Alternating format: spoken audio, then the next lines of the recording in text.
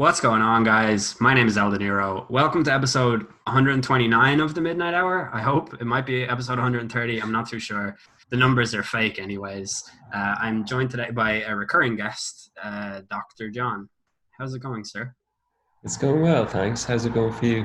Ah, it's weird, isn't it? It's Yeah, it's very weird. always stuck between could be better, could be worse. This is great. This is terrible. It's the worst thing ever. It's actually great. Hmm. I find it really hard to figure out like what I actually think in real time. But Yeah. Yeah, it's certainly like the biggest change to everyday life that we've ever encountered. Like that's for sure. And probably that our like the next generation will ever encounter will be kind of us talking about it and storytelling about it, and they probably won't believe it. Like, yeah. yeah, I don't think it'll ever be possible to accurately portray just how strange it was, Mm. and how like uncomfortable staying in for so long made so many people. Mm. I don't really even understand that myself because I actually have been training for this my whole life. As You're I've world class. well, like I'm not like one of those people who reads a sad thing on the internet and goes, I'm an introvert. I'm an actual introvert who, like, Yeah. if I spend too much time outside, I get whatever anti-cabin fever is and I have to come back to my house. So like this to me Yeah. is like my biggest concern is when everything is back to normal, how Yeah. am I going to get on the bus to go to work? The anxiety is going to absolutely kill me. So Yeah. I wonder what the incidence of agoraphobia after a forced lockdown will be. Yeah, yeah. I don't know if it's even going to be measurable though, because if there is like a valid case of it, so many people will be like, "Oh, just cop on to yourself," or Yeah. you know what I Yeah. mean. It's not going to be. I don't know. I don't know how easy it is to clinically diagnose something like that and then Yeah. Yeah. immediately Yeah. ascribe it to lockdown. But Yeah, yeah, it'll be interesting anyway. Like, I think the change from this to normality will be like steps and grades, and like it'll be a slow process, but yeah, it'll be weird. It'll probably yeah, almost be as weird as the way it is now because they'll enforce things and not enforce other things that you almost take as a given. yeah, yeah. I wonder about the long term uh, strategy for working from home because I know a lot of Mm. businesses in the finance sector have had this BCP measures. It's what does BCP stand for? Business conservation. I can't remember what it is, but it's basically your ability to relocate in the event of like an office fire or like a global pandemic, as it were. And a Mm. lot of businesses only have partial BCP, whereas now they have just in the space of a few weeks streamlined into full BCP, which Mm. just goes to show that it was possible for us to work from home the whole time because we're all doing it now, Yeah. and I it's really think it'll working. start to be a possibility that more businesses Mm, encourage people to work from home to reduce their overheads and reduce the likelihood that they'll get like work related like sicknesses. yeah. Yeah, and if productivity is roughly the same, which will be measurable over this time, all things considered, like it could be a game changer in that respect. I don't know if like because I work in finance, all the companies in finance that I've ever worked for all have these kind of um I don't know if I'm using this word right, but braggadocious large buildings that are like huge client facing open Yeah, yeah, yeah. foyers so that when you have a major investor or a group coming in or representatives from like a financial institution, you're like, look at our huge Mm. walls that we have. And and every company that I've worked for has that. And I don't know if the financial world is ready to lose those because it's still a very old fashioned type of business Well, certainly, I style. think there'll be a cohort of workers that'll need to stay indoors and that sort of, or sorry, in like original offices. But like, I think for a lot of day-to-day tasks that don't involve customer worker interaction, then it'll almost be a no-brainer to just keep them doing what they were doing. Yeah. With yeah, maybe I don't know. I'm definitely going to try and be like, yeah, I've got an Amazon delivery coming. I need to work from home today. Just see how that goes. But Yeah, exactly. anyways, today our topic is related to the lockdown, and specifically how you can feel less claustrophobic and less trapped by the lockdown, and to just show you some avenues of entertainment through which you can escape for a little while into an amazing movie or an amazing album, or do that weird thing that humans do where they feel sad, so they listen to sad music and then counterintuitively they feel less sad. So I think that there are lots of albums that I know of that are about sort of social isolation and maybe not by choice, but so a certain form of social distancing. And sometimes when you are feeling really lonely and you listen to them, it feels like it's your friend rather than something that's just amplifying this terrible feeling that you're feeling. You know what I mean? Completely, yeah. Yeah. I don't know why, because I definitely would say on aggregate, the music I listen to, like some people would certainly say, oh, it's depressing, very downbeat, Mm. very dark, and that sort of thing. I wonder, though, is the experience of that particular emotion or vibe or feeling different for those two people, as opposed to one person just being into dark music and one person not? Is it actually dark to the person listening to it as much as it's dark to the other? Do you know what I mean? I really worry about like I genuinely worry about the mental stability of people who say stuff to me like, how Mm. can you listen to Radiohead? It's so depressing. Like, Mm. sorry, if your mental state is so fragile that to just listen to the opening notes of Street Spirit sends you into Yeah. like a spiraling depression, like I encourage you to seek help. It's not Yeah, like, you know, exactly. like, and I don't know, it's not like I'm just going to listen to this album and like, oh my God, I'm actually really sad now, it turns Yeah, out. I The know. world is terrible. Yeah, yeah. Why did I listen to that? Yeah, why did I do that to myself?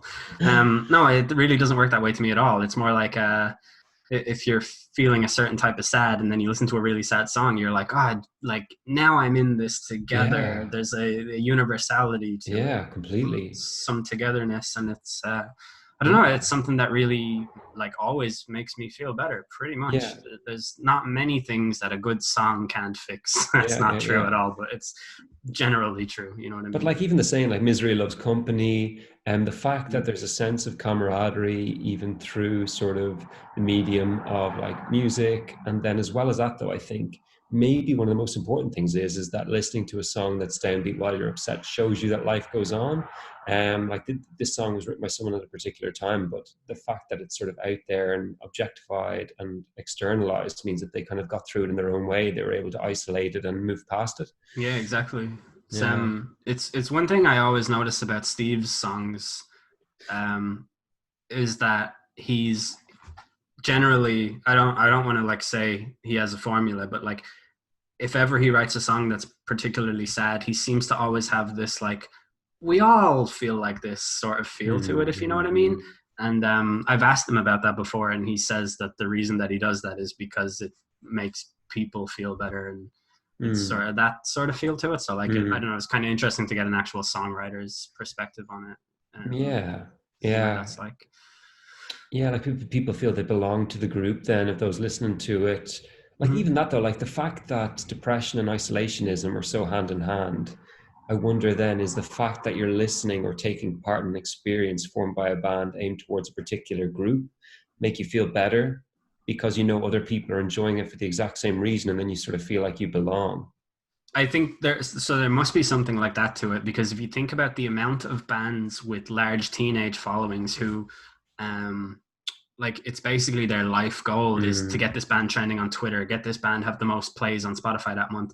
Like mm, there's something in that where they're all connected around this one thing. And it's like I don't know, there's a K-pop band, I think they're called BTS or something like that. okay, yeah, And on Last FM, which is this website that tracks your music listening, there's the two most listened to albums of all time on that are Hybrid Theory by Linkin Park and Toxicity by System of a Down, right? wow, Which makes sense if you think about it, because people who are interested in alternative music just found their way onto the internet in the exact years that those albums were coming out. And I think like I don't. Did you own those albums? You were probably I too cool for them, no, I but definitely owned Hybrid Theory. I fucking loved it.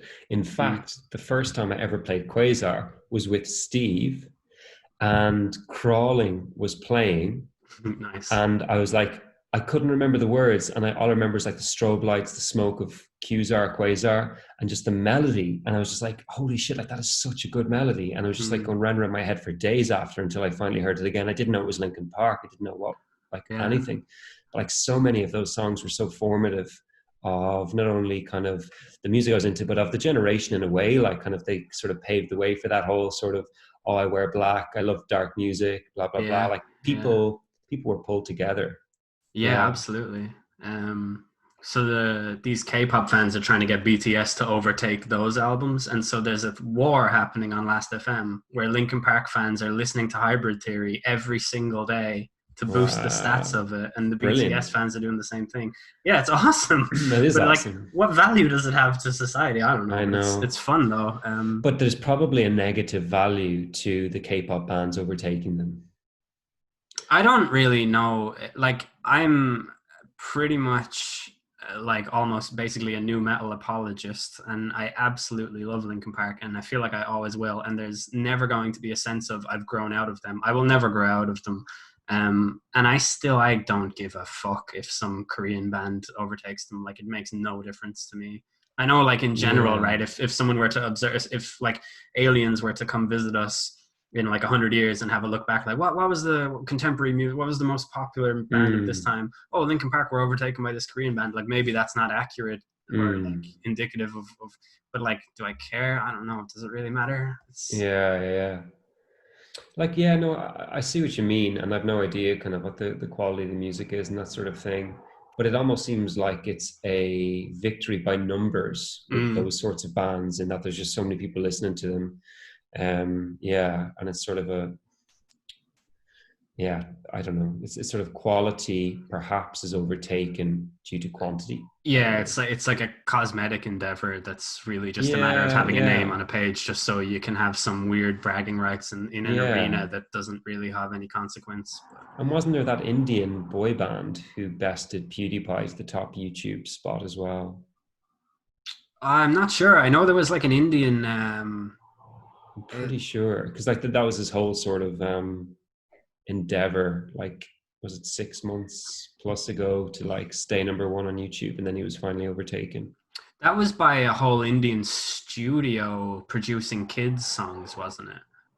It was like a I thought it fella was. who had the people who owned the company. They had like an office block full of employees just coming up with sketches and Okay, visual edits and everything. It was like a whole, like, this thing, it employed about 100 people in total. This channel did. Um, okay, I thought that's what PewDiePie was up against for number one. okay. Maybe I thought it was like a band, but maybe you're right. So it was definitely a channel that was producing musical content, but it definitely wasn't Mm, boy band. It was more like okay. nursery rhymes and Ah, like Baby Shark. yes, like stuff of that ilk. Yeah, exactly. Yeah, what a Um, song. so yeah, and that's what we're going to not be talking about today. Yeah. So I have like a list of I've kind of done two things. I have like a list of albums that I think can help to teleport you mentally away from the isolation. And then I have a couple of things that I've been watching and tuning into to help me get out of it. And then I just have some concerts that are available on YouTube to watch that would be, if you have a couple of beers on a Friday night and you can't leave the house, like, just put in your earphones and watch these concerts. You'll feel like you're there. They're like high quality, good sound quality, all of that stuff. Um, I have a few movies written down and also an audiobook for anyone who, like me, is a slave to audible.com, and you can't cancel your subscription because if you do, you'll lose all your credits, but you have a buildup of credits and nothing to spend them on because you haven't listened to the book Why that will you you got. lose your credits? It's their system. It's dystopian and Sort of like the place we're in now. yeah. Well, like, hold on. If I check my Audible account, right, it's fucking ridiculous the way they do this. That's So insane. I have, how many credits do I have? If I go to the store, yeah, open the store, please. Uh, I Audible's have not laudable. I have three credit. Yeah, no, it is not.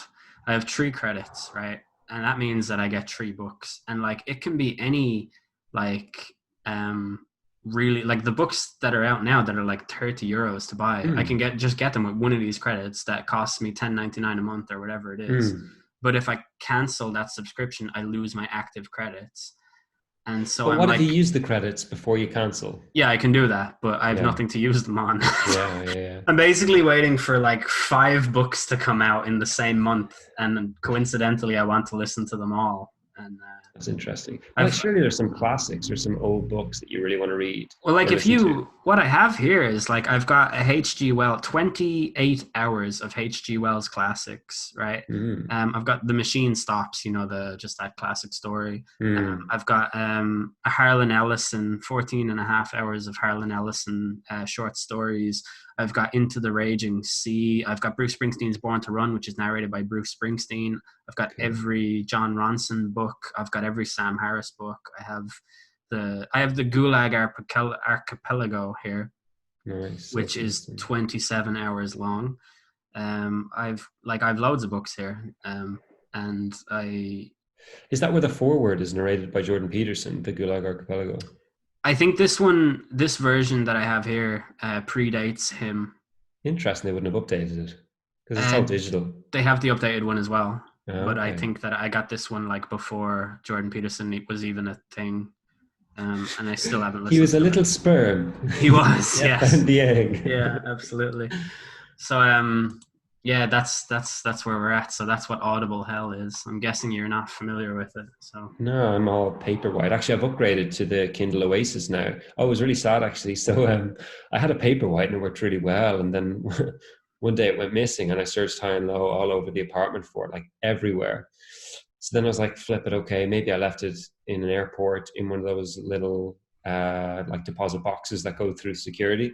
mm. And I bought like the Kindle Oasis, which was pretty expensive, I think, at the time. And then subsequently, like I've been in one of my drawers, and apparently, when the Kindle Paperwhite is face down, it's indistinguishable from the rest of the color of my drawer. So I've got Oh two Kindles now. I man, know, that's bad. it is bad, but Mm. at least like having it's better than not having it. In all fairness, but Yeah, yeah, I agree with that. Uh, but it's a pity I spent so much money on a new one when I didn't need it. I like that it has Oasis in the name, and that is the only piece of commentary I have to It's add. class. It's really good. The screen's bigger, better kind of visual display.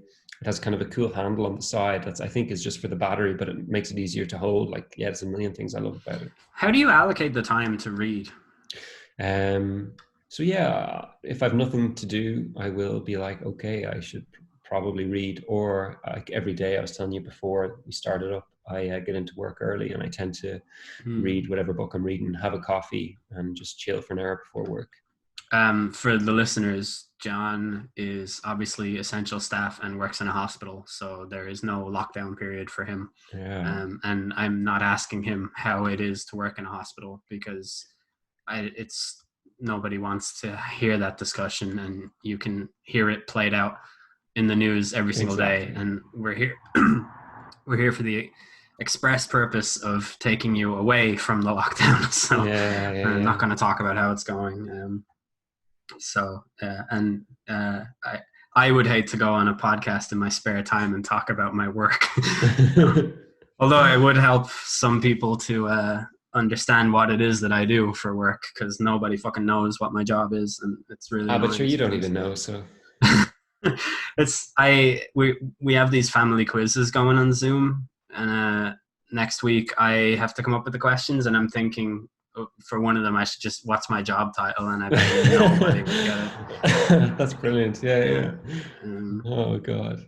so yeah, do you want to go first, or do you want me to go first, or Um, I have a couple of things that are sort of that are not like a listicle thing, but I think so. There's one thing in particular that I think you would like to hear about, I suppose, and it's this YouTube channel called Bald and Bankrupt. Have you ever heard of it? no. It's PewDiePie's favorite YouTube channel. Nice. It's a man from England. I think he's in his mid 40s or something, and he travels around the world, and he has like a camera on, like it's got like a stick, and then the camera comes out here, and he just Hmm. brings it everywhere like this, and he vlogs the whole thing, and he's he, he's a very good sort of presenter. He's got that sort of charming British Hmm. outgoing personality. He's very well read, and Hmm. he is particularly interested in the Soviet Union and the history of the Soviet Union. Hmm. So he's been to lots of places. Like some of his most recent series are from He went traveling around Africa. He went to Bolivia. He went to Cuba. But my favorite ones are the ones that take place in the old Soviet Union, where he's been to like like all of like Armenia and Chechnya and fucking. I have a map of the world over there. I can't remember all the countries he's been to. He's been to like Ukraine, like all the Cool. countries that comprise the old Soviet Union. And like my favorite thing about him is that he avoids the beaten path. Like he's not going to the same stuff that we've all seen, but he goes to like the sort of lesser known areas of these regions, or he goes to the places that are explicitly described as the most dangerous town in Russia, and he'll go there and he just goes up and talks to people. He's fluent in Russian, and he'll talk to people and they talk back, and they're always really nice. Like just from watching his channel, the impression that I have of the people in so my impression of people from Russia before I watched this channel was generally that they either do daredevil shit, like they jump off buildings, they drive their car down the wrong side of the road, they take their t-shirt off and fight people at football matches, stuff like that, right? And I think Russia has a reputation as being a particularly hostile nation. From watching this guy's video, the side of Russia that I'm seeing is just really nice people who are just naturally sound, and they're warm and welcoming, and they're like excited to see visitors. Cool. And then so he'll do stuff like that. And then the other thing that he does is like he just hitchhikes to these random places, and like he'll have no plan. Like he'll just end up at a hotel somewhere. He'll spend nights on trains and show you what it's like just to get get the night train to Siberia, like all of these types of things. And then the other thing he does is that like he goes to the fallen republics of the Soviet Union that have had no capital since the fall of the Soviet Union. They're kind of like forgotten about towns. And so they still have like so many Soviet remnants in their town square and stuff like that they just never got rid of. Like the hammer and sickle is at the town hall because they haven't had any financial investment since then, or they've had like, so in Ukraine, they obviously, when they got rid of the Soviet controls, when they became a republic or whatever it is, they subsequently had enough financial investment to tear down the Soviet statues that existed, and like now they are their own thing, independent of the Soviet Union. But there are certain republics, like as you go closer to Asia and stuff like that, where they still have the hammer and sickle in the town square because they just had no financial investment. And these are like really, really poor areas. But this guy will go there, he'll try the local food, which, by the way, always looks fucking terrible. I'm a really, really fussy eater, but it seems like the food in Eastern Europe is the absolute fucking worst food that exists in the world. That's based purely on a visual perspective from me, a man who only eats Chinese food and pizza. But yeah, it's just, the channel's so interesting. Like, seeing his interactions with random strangers and just seeing him walk along a dirt trail road in Moldova and just putting his hand out and a car pulling up and him getting in and talking away to the person next to him, like laughing, and like, it's just it really is a trip to watch. And interesting. You really feel like you're there. You get every single element of what it is to be there, because he has absolutely no anxiety whatsoever. He's like full on will talk to himself while he's on a train. And like somehow manages to do all of this while not being overly obnoxious. Like sometimes he makes me cringe, but not in like a, I still think he's a good guy kind of way. He'd never get under my skin or anything. Interesting. But I think it's just, I don't know, he has enough historical knowledge, right, that he'll go to like a random, he's been to Chernobyl and all that stuff, but he'll go to like some random former Boy Scout area in the hills of Armenia, and he'll be like, this Soviet thing here was used by the Soviet Union to teach this and this, and like he knows what everything is because he's already well read on the subject. So it's like you're experiencing his excitement for actually seeing the thing, and then you're also you also have your own like, whoa, no way, they did all of that. Like, that sounds amazing. I'd say like being able to speak the language fluently is such a help. Yeah, definitely. Like being able to communicate with people like properly who you're kind of interviewing or speaking with. He's and he's just very confident too. Like it seems like he has lived in Russia all his life. Like that's what it feels like. But yeah, it's definitely that channel, Bald and Bankrupt is what it's called. There's millions of subscribers. Every video has millions of views, and he's currently trapped in some country or other because of the lockdown. Oh, And flip, yeah. I haven't got to. He just uploaded a video yesterday that I haven't got to watch yet. But yeah, I would definitely recommend. I've had it like during when I'm working at home. On this screen, I'm working, and then on this screen here, I just have his videos playing on a loop, and there's so many That's of so them. cool. Yeah. So Is he like actively seeking to get home, or is he happy enough staying put there? I'm not sure, because the way that YouTube works on the PlayStation is that it just fucking plays whatever it feels like. So there's no sense in the way that I'm watching them. There's absolutely no order whatsoever. Even if you actually go on YouTube, right, on the PlayStation, go to the channel, click playlists, click play first video, it still doesn't continue the fucking playlist. So obnoxious. Yeah, oh, it's horrible. But yeah, so I'm a bit all over the place with them, but I still just have them on. It kind of How feels... is he moving around through all this lockdown? Yeah. I think he's only done about 4 videos since the lockdown started. Cool. He had one where like he was trying to go from Armenia to Georgia, and he got onto the plane, and then this like military colonel came onto the plane and was like, right, this plane is not happening. The Georgian border is closed. He's all have to get off. So then he booked another flight to Moscow for 2 a.m. And before the flight, he went into the capital of Armenia and drove around with a taxi driver and just saw the sights and stuff like that. And you get to see it all as it's happening. Like it very much takes you out of your reality, you know, and it puts you in there. Yeah, like really immersive. Yeah, it's really immersive. Yeah.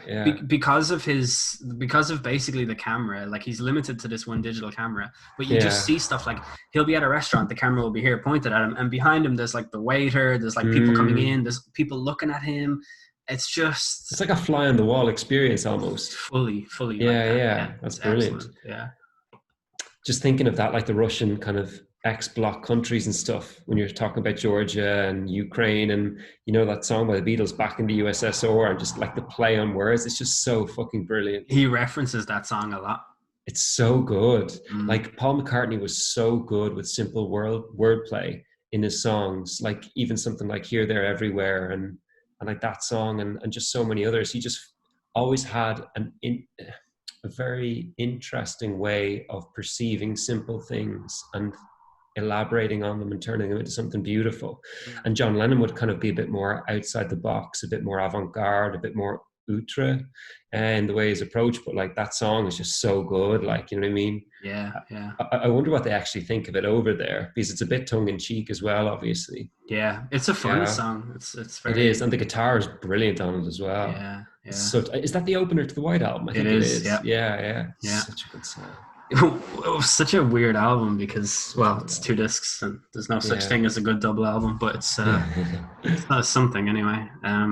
Yeah. Oh wait, what's that? I can hear London Calling. You're right. Yeah, I think I've said it on my podcast many times, but that is the best double album. Do you not think White Album would pip it?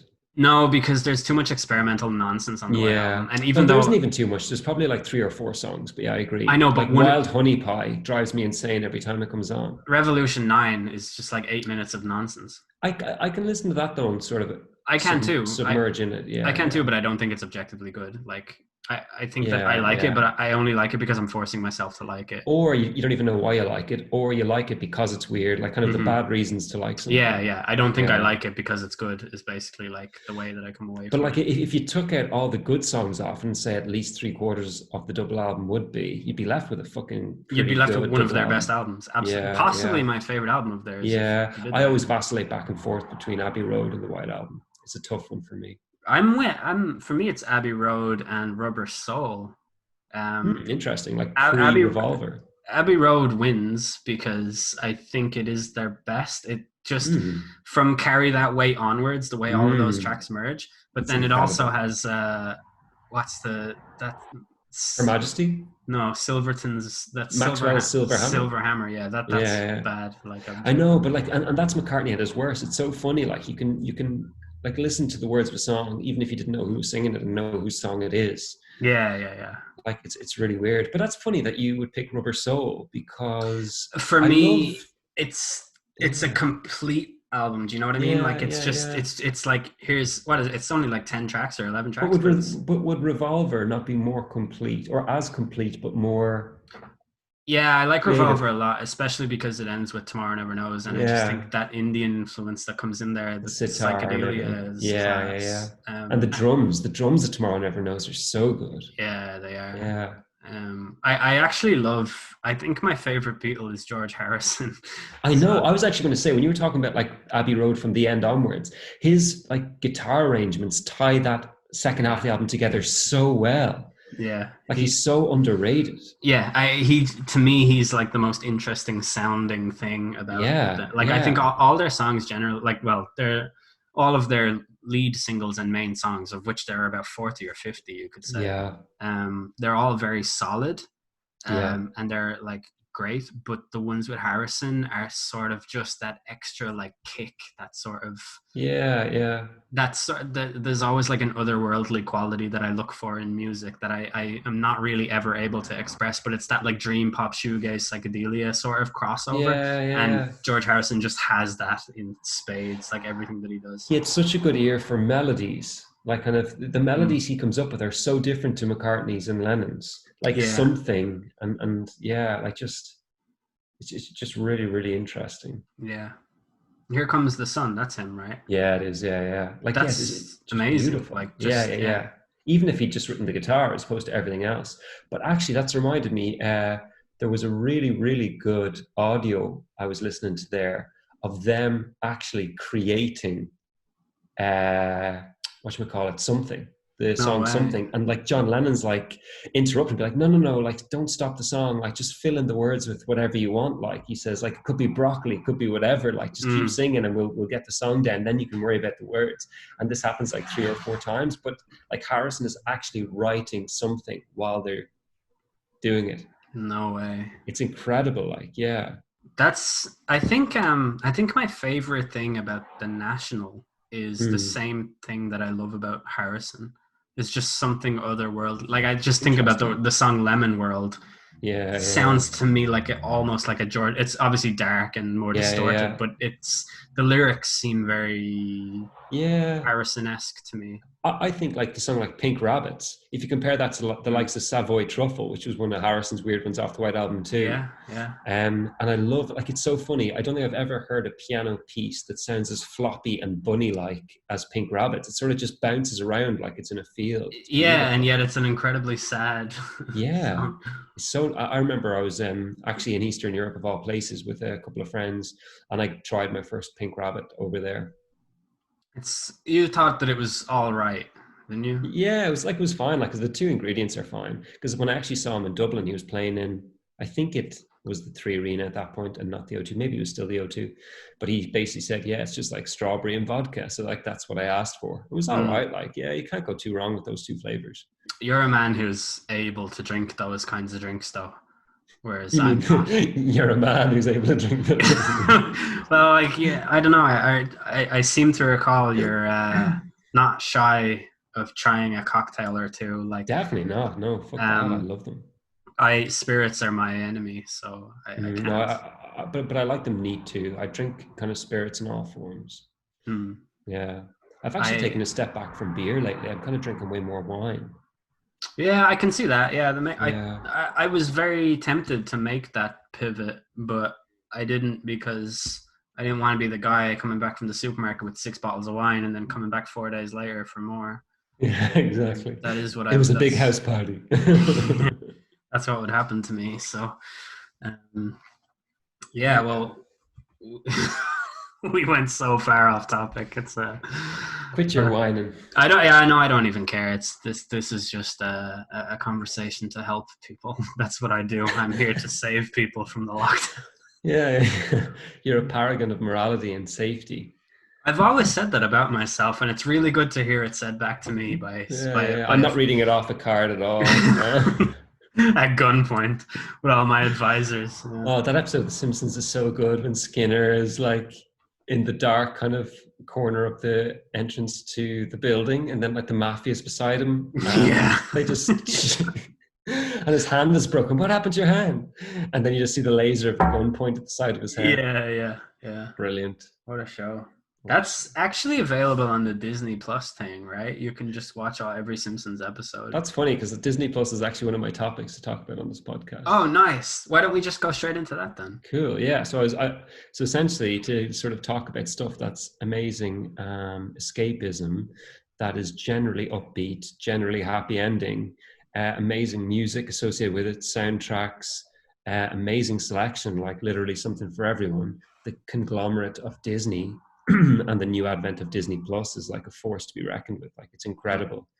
Like you can totally imagine how, like, if someone had to choose between the likes of Sky or Disney Plus, like you could go with fucking Disney Plus. Yeah, yeah. I think at the moment a lot of the Disney Plus stuff is still on Sky because they haven't. Okay. Obviously, they still have contracts that have to be played out. Okay. Yeah, Interesting. they're like years long. They're going to be like bit by bit things are going to start coming off Netflix, but there's not going to be a purge of Disney Yeah. content. It's just that over time But they'll the quality consolidate. per item on Disney Plus is ridiculous. Yeah, and like they have so much from the back catalog too that you would never have thought to watch. Exactly. Even stuff that you might not necessarily want to watch, but like there's like movies about like talking dogs and like live Yeah. action talking dogs, like from the real dark years of Disney and stuff Yeah, like or that. even the stuff that just went straight to like VHS, Mm. like back in the 90s or whatever. Yeah, yeah. Yeah. And then like on top of that, you've got they're basically producing new content for it, like The Mandalorian. I know you're not a big Star Wars guy. I think you'd enjoy The Mandalorian though, Yeah, actually. one of my other friends really likes it. It's it's similar enough to the That's Baby old Yoda, isn't it? Baby Yoda, yeah. There you Backwards go. on a pig. That um, reminds me of Derek, actually. I love fucking Derek. Derek is the Ricky Gervais Yeah, thing. yeah, very good. I just hate him and his smug face. Interesting. Really, but But like like smug, I don't know if I think sort of when he plays up to it, he can appear smug, but then I think for the most part, he just seems earnest and genuine. he's he searches his name on Twitter, right? And Mm. anyone who has insulted him without putting his @ symbol in, he'll reply to them and be like, "Were you too afraid to @ me?" But then he also has an entire set based on triggering people, and then when they get triggered, saying, "Are you offended? Have I offended you?" And then he has a whole extra thing of like, "I don't care if you're offended." But like, you do care if we're offended because your whole image is based on you not caring about other people being offended. Like, you have to at some point just like pull your head out of your rectum and say like, all right, I'm doing this to offend them because that gives me some kind of joy. But then like, yeah, like if I were to just slap you in the face constantly and then be like, does your face hurt? I don't care if it hurts. You know what I mean? Like, I don't know. I'm between two minds on that. Like, I actually heard him talk about that very recently. I'm not sure if it was an old interview or a new one. I'm trying to remember it now. But basically, the analogy he came up with was: imagine you're in a town and you see like this sign on a signpost, and you go up to it and it's like, what's that doing there? I'm so annoyed. Like, I'm so angry that that's there. That should be there. I completely disagree with that or whatever. And he's like, well, why don't you just walk on? Like, that sign clearly wasn't meant for you if you're the one annoyed by it. right. I think I philosophically agree with Ricky Gervais on everything. I just don't agree, or I just don't even think it's good that he's just constantly pointing out that he doesn't care if you're offended. He literally spends hours of his day on Twitter going like, I don't fucking care if you're offended. Like, you do, man. Like, this is your whole fucking thing now. Spiel, Yeah. yeah. Like, I listened to him. He was on Sam Harris's podcast, would you believe? Ah, And he was excellent on it. Like, I don't disagree with him like fundamentally on any of the yeah, things that he does. I just disagree with him constantly going on about it. I feel like yeah. I feel like he's Trying to drumming convince up the himself. controversy along the way. You know what I mean? Okay. Like, he's doing something else to keep that thing going. I don't know. It just feels disingenuous to me because it's so fucking overplayed. Like, I get it. Mhm. You don't care that we're offended. You don't need to tell me for the 10th fucking time. Like, I don't Yeah, know. yeah. I just think that that's such a weird way to behave. Like, you can't be the antagonist, and then when everyone is giving you the exact attention that you knew you were going to attract by deciding to be the antagonist, to constantly just reinforce the same shit over and over and say you don't care Mm. about it. You do care about it. You went out of your way to do it. It's what you care about. It's your thing. Like, you don't have Yeah. to be. You don't have to like disown your like. I don't know. Whatever. The UK Office, though, is one of the greatest comedies of all time. I I don't really like. I know it's great, but I don't like it. I much prefer the US one. Interesting. Like, Mm. I definitely think there are different types of humor, and I definitely think the US one taps into something that the UK one doesn't. Yeah, yeah. But the UK one, if you contextualize it and realize like when and where it came from, it's sort of ridiculous that it ever came into being. And a Mm. lot of it's actually down to the fact that he kind of developed his career at a late age when he just wasn't willing to take any shit. And he was like, I want Yeah. complete control. Oh, his origin story is incredible, and I Yeah. have so much respect for it. But also, I'm noticing that in his most recent interviews, he seems to just pretend that Stephen Merchant doesn't exist. Yeah. What's that about? I know, and also the fact that like when you look at like The Office, when Stephen Merchant had a significant role to play, and then his later stuff that is less funny objectively, it's sort of like, is it sort of a Larry David, Jerry Seinfeld thing? Maybe But Stephen Merchant is so talented, he's though. so funny, and he's so smart funny as well. Like he's really Yeah. good. Like I feel like it would be basically impossible to just say he didn't. Mm, I don't know. Well, I don't yeah, know. yeah, yeah. I wasn't there. I can't. But also in relation to like the US office, I wonder does Stephen Merchant get any kickback from that? Like make any money? Yeah, he does. His name is on the Ah, producer is it list. Yeah, yeah. interesting? And his name continues to be on the producer list all the way up to season 9 or whatever it is. So Brilliant. yeah, Yeah, yeah. yeah. I actually think he continued writing for it. I'm not 100% sure, but I That's so believe he did. cool. Yeah, Yeah. yeah, it is. Um, Yeah. yeah, well, I guess staying on focus, staying on topic is going to be impossible for. Maybe. But in relation to Disney though, Mm. yeah. I don't really care about staying on topic, by the way. I don't Yeah, think no, the me listeners neither. do either, so it's Yeah, yeah. fine if we get sidetracked or What's your whatever. favorite Disney movie? That's such a tough question, man, Mm. and I'll tell you why. I had a very, very, very strange childhood in comparison to my age group. I I didn't see any of them growing up. The first Disney movie I saw was Toy Story, and then the second one I saw was Mulan.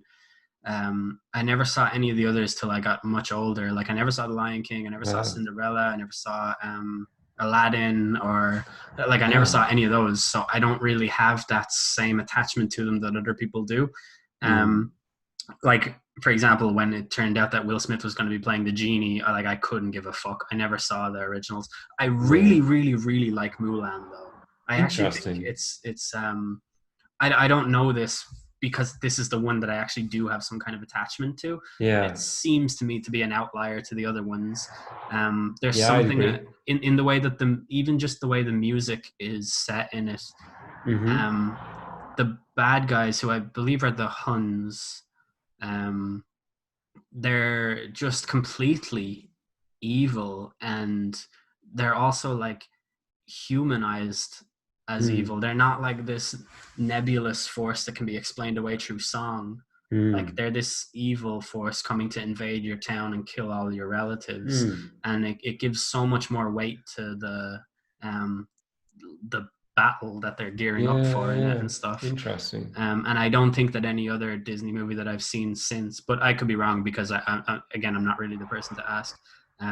So I suppose if you were to ask me my favorite movie, I would cheap out and say one of the Star Wars movies because technically, Yeah, but yeah. if I, to give you the answer that you're looking for, I would just have to say Mulan kind of by default. Interesting. Because like it's kind of funny because I'm big into Disney. Say like I think they're brilliant movies. I think they're brilliant messages. I think they're very well done, especially when Disney merged with Pixar. I think the fucking like opportunity for developing insanely progressive film just exponentially increased. Mm. And despite that, Mulan would have been one I watched maybe first in my 20s or something. It's it's fantastic though, isn't it? It is, yeah, no, it's really good, but I don't think I'd have it in like my top 5 or 10. Okay. Yeah, Yeah, interesting. yeah, Like yeah. again, I still to this day I've never seen The Lion King. Yeah, Never seen wow. Beauty and the Beast. Never saw Cinderella. Never saw Wow. Sleeping Beauty.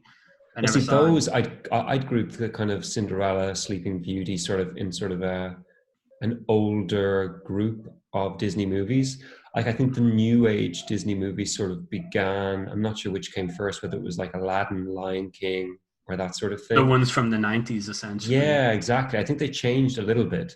Yeah, And they decided, okay, let's kind of modernize it, because like, you know, like the bippity boppity boo songs or whatever from the older ones are just really dated. yeah, But then again, like the movies themselves are really old. But I remember it was like my brother's christening, and I went to see The Lion King in the cinema, and it was like, it could actually have been the first movie I ever watched in the cinema. yeah. And it blew me away. Like the visuals, the soundtrack, the message, the archetypal kind of symbolism, like just incredible. Yeah, it's my housemate Jay absolutely loves The Lion King, So and good. even like when I hear him, like he's perfectly able to recount how he felt when he saw it first, and Yeah, I exactly. like I wish I had something like that, but I can't. Yeah, It's really hard for me to get into cartoons when I watch them now. yeah. But it's like I understand how great it is. Also, one of my favorite troll positions to hold is that it's just Hamlet with lions. Well, no, it's even worse than that. You could say it's emergence of Hamlet and Simba the White Lion, Mm, which also exists. Yeah, so like that's what a lot of people said, or like that was the criticism of it, that they just stole it from Hamlet and put Simba the White Lion there. Or was it Simba or Kimba? I can't remember. I think it was Simba. But mm, like Jeremy Irons' Scar, I think is just one of the best vocal performances of a villain that we've ever heard. yeah. And his song "Be Prepared" is probably in my top 3 Disney songs of all time. I think it was Tim Rice who did the lyrics, and the wordplay at the end, and like just the passion and energy that Jeremy Irons imbues it with is just incredible. Like it's just brilliant. I Yeah, like such a good song. I watched my when I was going out with my ex, we had to babysit her two nieces one night, and we watched. I want to say The Jungle Book. Mm, That's the one that has like the Beatles are in it, but not actually the Beatles, but the mm. band of what are they? Vultures. Vultures. Yeah, yeah. I Mm. was about to say scavengers. Like very, Well, they very are. close. Yeah, Yeah, and not incorrect. yeah. Yeah. Um, but there's a point in it where I want to say Boo. Baloo. Baloo. There's Mm. a point in it where Baloo dies, but doesn't actually die. But Yeah, it's like so it, sad. and I remember my ex girlfriend's niece was like she had never. I think she was 4, and death was not a concept that she knew Yeah. of. And I was like, I swear to God, I can't explain this to you. Like my hands were shaking, my heart was pounding out of my chest because Oh. this kid was like, "What happened to him? Is he like asleep?" Or and then I was like, "Oh my God, this person has no idea what death is, and I'm Wow. gonna have to be the one to fucking explain it to her." But Heavy. then Baloo got better, and then it was okay. But for those moments, I was so fucking panicked, and I had Yeah. so much anxiety, and Yeah. also just so much like, holy shit, this is a thing that people don't know, and then they learn it at some stage in life, and like, oh my Yeah. God. Yeah. Yeah. And I feel like just that's that's always been like such a powerful moment for me because I remember it so Interesting. vividly. Oh, Yeah. it's, Yeah. it's Yeah. terrifying. But it's, yeah, no, but you're basically witnessing a consciousness's first experience with the extinction of consciousness. Yeah, like, and imagine Yeah. having to hear that from me. Like, get used to it because that's all you're gonna think about for the rest of your life. Yeah, I know. Jesus, that's really heavy. Yeah. Would or oops. Uh, You can say her name. I don't think anyone listening is going to. Uh, what? Ask the question. would she not have stepped in? Yeah, she probably would. Yeah, like she was all over it, but like I just feel like if the I have this thing about me where people always come to me to explain the concepts of things. Like I don't know, I have I'm like like a walking dictionary. not like that, but I feel like I don't know. I feel a certain type of social pressure sometimes where, like for example, right? Did you? Yeah, I know you watched some of the podcast I did with Andy last week. Yeah, it was brilliant. So there was a moment where we were in Barcelona and this Italian radio station came up to us and asked if we wanted to do an interview. And Oh, I Andy didn't hear said this. yes, right? But I'm the one who did the interview because Okay. like I'm always the one who does the talking. Like I've Yeah, always yeah, been yeah. like a speaker, an orator, or whatever. Cordially invited by Andy, though, no Yeah, less. Andy just Yeah, threw me yeah. in. He's like, Brilliant. "Yeah, you seem like you'd be the best one to do this." So, Well, you have the radio voice, like, you know what I mean? You have the do you command of. think? I Yeah. actually think my voice sounds like this weird. I feel like I'm the most like unnatural sounding podcaster out of all of them, or I don't know. I don't know. No, no, you do it good. Yeah. I think I enunciate my words very clearly, and that's a Yeah. strong like thing in my favor. Mm. But I've also never heard of another broadcaster who sounds like me, if you know what I But you mean. also look like Leonidas. So, Who? you know, the Spartan king, Leonidas. Leonidas. Because of my Mm. beard, No, it was because of your my bulging upper body. biceps. Yeah, Yeah, yeah. my physique. Yeah, No, is that absolutely. Alien Jumper? I'm pretty sure I've seen Leon, Oh, whatever yeah, his name is, wearing that. yeah, that's right. Yeah, famously. Yeah, Uh, yeah. Speaking of which, 300. That's one of my movies. Not. Disney movies. Jungle Book was. I thought that was a great movie. It is a great movie, When yeah. I watched it. Yeah. Although, okay, so to contextualize it for me personally, it was like the only Disney movie, maybe that and Lady and the Tramp, that I actually had on VHS when I was growing up in like the early 90s. Mm, So it would always get stuck into the cassette player when, say, my mom wants to occupy me or keep me like just sitting down watching something like Jungle mm. Book or Lady and the Tramp. But it always irked me that he was after making these incredible friends, like, and had the most amazing experience. And all it took was some attractive lady walking to fetch some water, and he abandons them. I think there's a lot of stuff like that in kids movies and stuff where it's very hard to follow the logic of people who are But like on a bigger level, though, he is going back to his own people. He doesn't belong in the jungle. Like, he isn't a feral wolf child. So like it is sort of like fitting that he joins his people. But I just always like, I think it's the fact that they talked. If it was if he was just like in the company of animals and like like defecating and urinating in holes in the ground and like eating raw meat and like chasing after smaller mammals and ripping them to pieces, I'd be like, yeah, fair enough. Like, you should go back to your own people, Mowgli. Like, I think you've done enough damage there. Like, but yeah. it's the fact that he's actually talking to them, that he's enjoying honey with Baloo, and he's like singing songs, and then it's like, why the hell would you leave that for someone you haven't even spoken to? Yeah, especially at such a young age when you wouldn't really be thinking like, oh, here's a woman. I'll have That's to it. Yeah. Maybe he was after the water jar. Maybe maybe. Yeah. maybe he had a paraphilia. I did always feel like that movie ended kind of suddenly though. Like, It extremely suddenly, all of yeah, a sudden, there's someone grabbing water, and it's over. yeah. I thought to myself like Mm, as it was ending, like I was like, yeah. that's not it though, is it? There's another movie or something. Like, Yeah, in fact, like, you know the part with like the vultures and Shere Khan, is that his name? yeah, The I think so. tiger? Yeah, yeah. Yeah, like that's such a culmination. That's such a like a pinnacle of kind of emotive experience within that movie. And then after that, it sort of just waddles down to the waterway, and Yeah, yeah. and then that's it. It's just going to end like it didn't like end with a bang. It ends with a whimper. Like, it's such a whimperous end.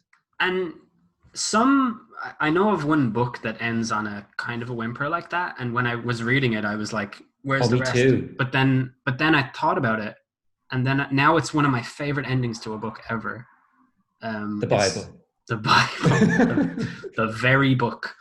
No, it was actually Choke by Chuck Palahniuk, which I don't know if I'm supposed to be embarrassed to like that or not, but I don't give a shit. I know that he's the guy who wrote Fight Club, and I know that like, ooh, Fight Club's not cool. Like, I'm sorry, I don't care. I really like this book. Good. Fuck off and leave me alone. Yeah. I like all of his books. They're excellent. I think he was so fucking ahead of his time with everything. Like, Interesting. I think he was like 20 years ahead of his time. I think the cinematography of that movie is way ahead of its time, sort of in like a Yes. Matrix-esque way. Yep, absolutely it is. David Fincher is an absolute like he's such an innovator when it comes to his filmmaking. He's But I think a lot of that was down to the subject matter of the book itself, but just the way he captured it preempted so many other movies of that time, and it was such a trendsetter, like The Matrix was as well. Yeah, I agree. There's an amazing scene in Fight Club that I love so much that just so it does a really good job of symbolizing the type of consumerism that it's criticizing, where the narrator, Edward Norton, he comes back to his apartment and he's narrating over talking about Pottery Barn, his obsession with Pottery Barn, and as he talks like, oh, I thought that this yin yang table would look great in my apartment, and then it pops up in his apartment, and the Pottery Barn catalog comes alive, and it comes out, and it's like $295, and then each individual item from the catalog starts to appear in his apartment, and you're like, this is 1999. And like all these things come to life like this through like digital editing and stuff like that. Like, it's absolutely brilliant when you watch it, and it's so you would never think about it. Like, it's so seamless the way that it happens, and that's such a Fincher thing. Like, even like the very first episode of House of Cards, I believe, is directed by Fincher, and there's a part in it where someone is on a bench like this, and the text message comes out of the phone, and it scrolls across the screen, and that's such a like usually directors haven't figured out how to showcase text messaging in movie to give it the same type of feel that dialogue does. Like in dialogue, you can have dialogue backed by menacing music that tells you the tension that's on show.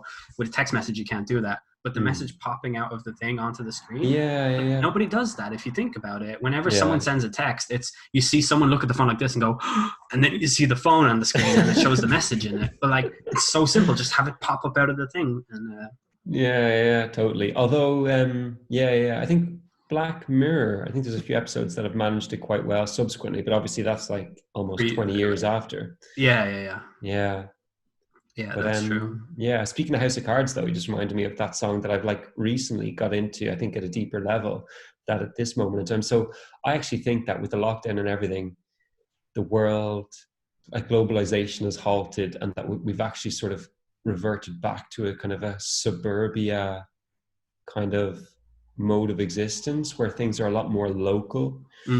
We still have access to the internet and all these other things, but we're a lot more interested in how these things are affecting us at like a neighborhood level.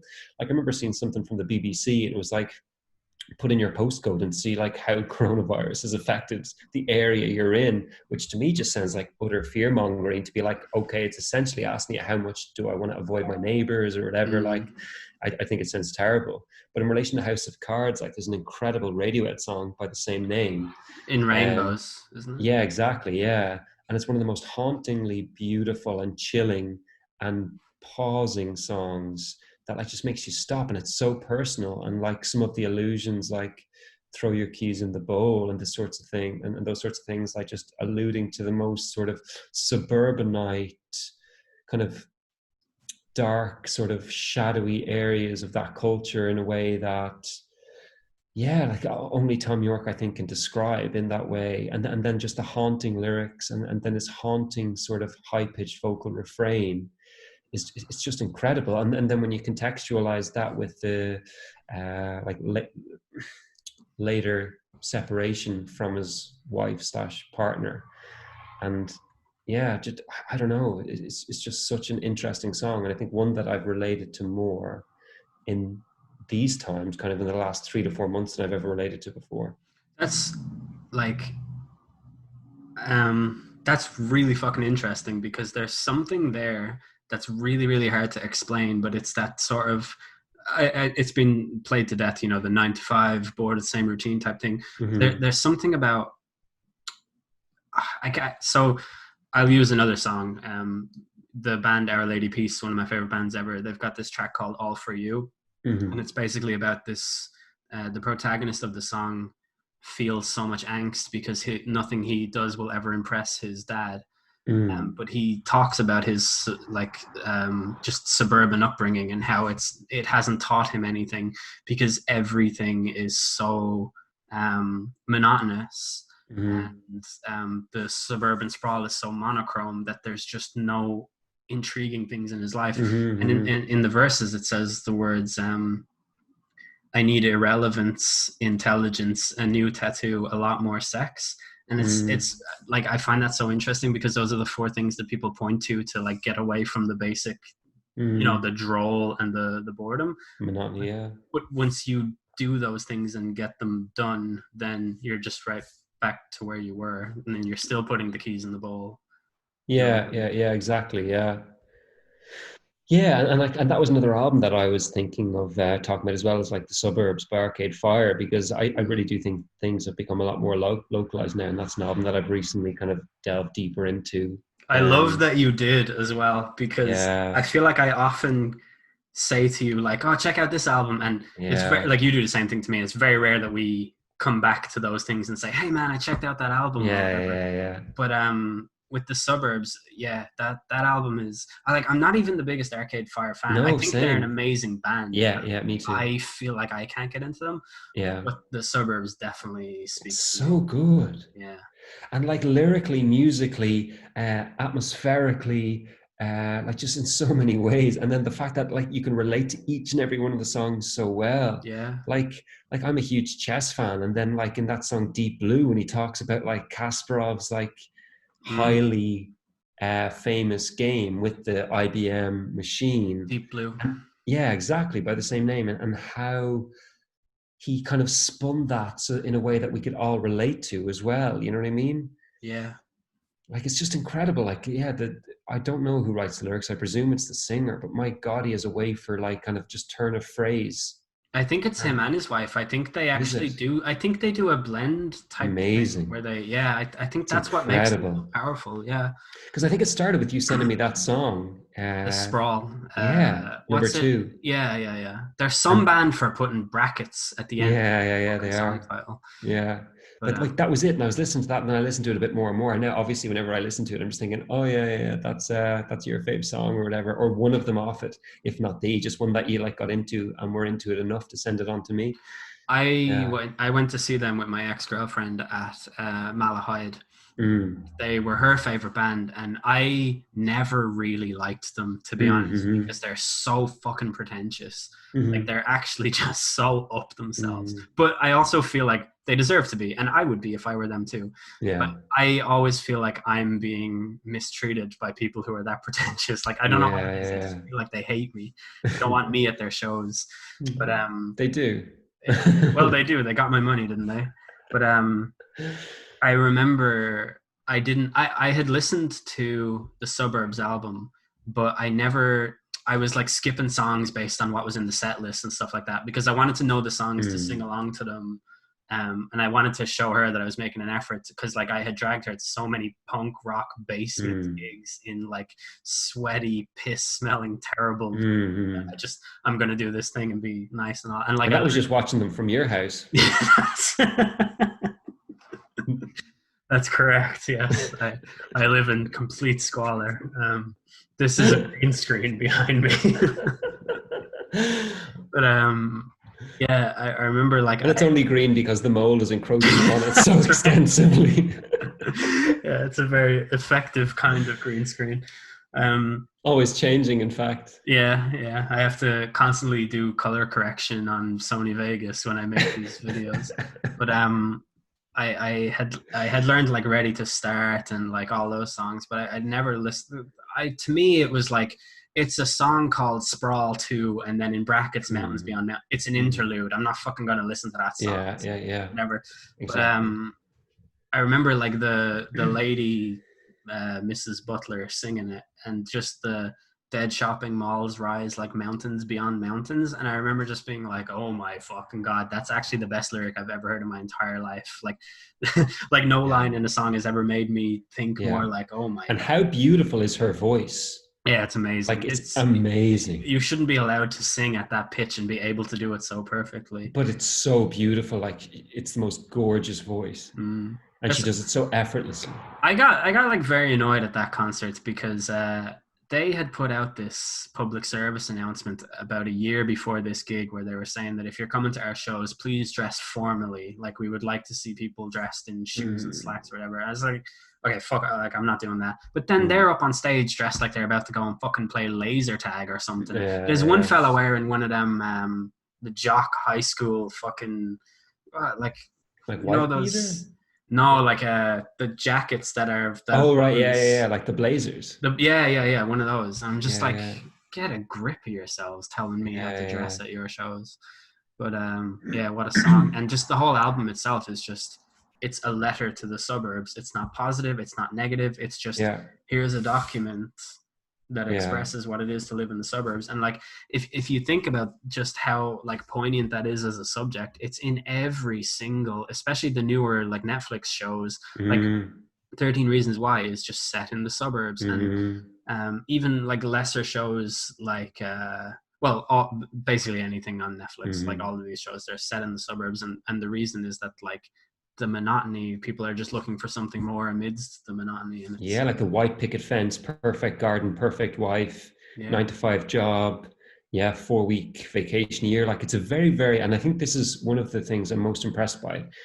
The suburbs is a hugely associated with North America Mm-hmm. as a concept, yet they make it so relatable for people of other kind of nationalities. Yeah, yeah. I've always found Yeah, it especially easy to relate to it because I've lived in yeah, so many different houses in my life. So yeah, like I understand what it is to come from certain areas, and like yeah, yeah, I yeah. have a much better grasp of what it is to be a person who lives in a very small town and what it is to be a Mm-hmm. person who lives in a suburban sprawl. Like Yeah, yeah, yeah. so I like they always like speak to me that little bit extra or something. Yeah, yeah, yeah, completely.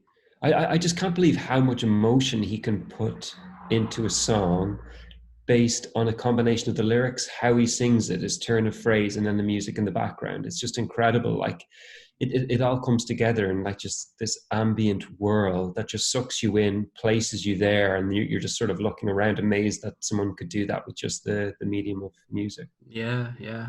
It's so good. I don't know if we explained this to the listeners, but we're talking about an album called The Suburbs by Arcade Fire. And Mm. it's a double album, I believe. Is it? It's pretty. It's a long one anyway. I'm not sure. I Yeah, think it's yeah. like 18 tracks. I think it came out on 2 discs. I'm not sure. Okay, cool. But yeah, it's class. Yeah, It's just a document in time that describes a certain type of existence, and I find those types of things to be so interesting. yeah. Although one thing I find really interesting is, you know, the chorus to Modern Man? Mm, Sing it for me there. Did it. Like it's, so the reason I'm bringing it up is it's very, very similar to the chorus from Money, Money, Money by ABBA. Like, you know, when she sings, In my dreams, I have your Oh yeah, love. yeah, yeah. And he even says, In my dreams, in it. And the whole thing goes identical to Money, Money, Money chorus. It It's must be so a bizarre. reference then. I don't know though. I honestly don't know. Mm. If it is, it's a bit of a strange reference because I don't think he alludes to anything. Although, like maybe modern man's fixated on money. Who knows? If I you always were to thought it was ask him funny. about it, he'd give you some bullshit answer. But I wonder, could it be some sort of cryptomnesia where he didn't even realize that it was a previous song? This is a really weird thing, right? This is an esoteric moment in this podcast between me and you. You said the term cryptomnesia to me Mm, the other day, right? mm. And then since then, it has been everywhere in my life. I watched a video about it today on YouTube that just appeared in No my recommendations. way. Um, Amazing. that's called frequency illusion. Yeah. When you learn a new term and then all of a sudden it's everywhere. Yeah, yeah. But That's that so has happened cool. to me, and now you've said it again, and I'm like, this is like I'm in the matrix, and That's it's trying brilliant. to. This word means something now that I have to use it to find the. That's class. Yeah.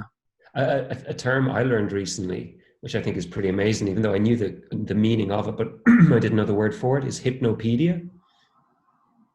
What does that mean? It's like learning under the influence of sleep. So, like, you know, when you'd like put the earphones Ah, in and listen to like, yeah. and yeah, be expected to, or hoping to learn what you're listening to while you sleep.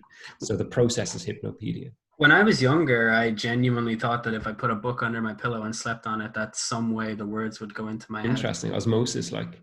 Yeah, yeah. I had a Like, similar thing when I was a kid from watching Dexter's Laboratory. Like there's one scene where he like grinds up a huge big tome of a book into a little tablet and he swallows it and then he has all the knowledge of that book. I was like, that would be incredible. that show is excellent. It's so excellent. Like the Yeah. voice acting alone is worth watching. Didi, get out of my lab. Yeah, I know. It's brilliant. Like it's just so good. I actually think he might even be voiced by a woman. She was such a bitch, Didi. I know Dee Dee was so annoying, like Ooh, wrecking the what does buzz. this button do? Yeah, wrecking the Yeah, buzz. Like, oh, Didi, yeah. you're such a wreck the head.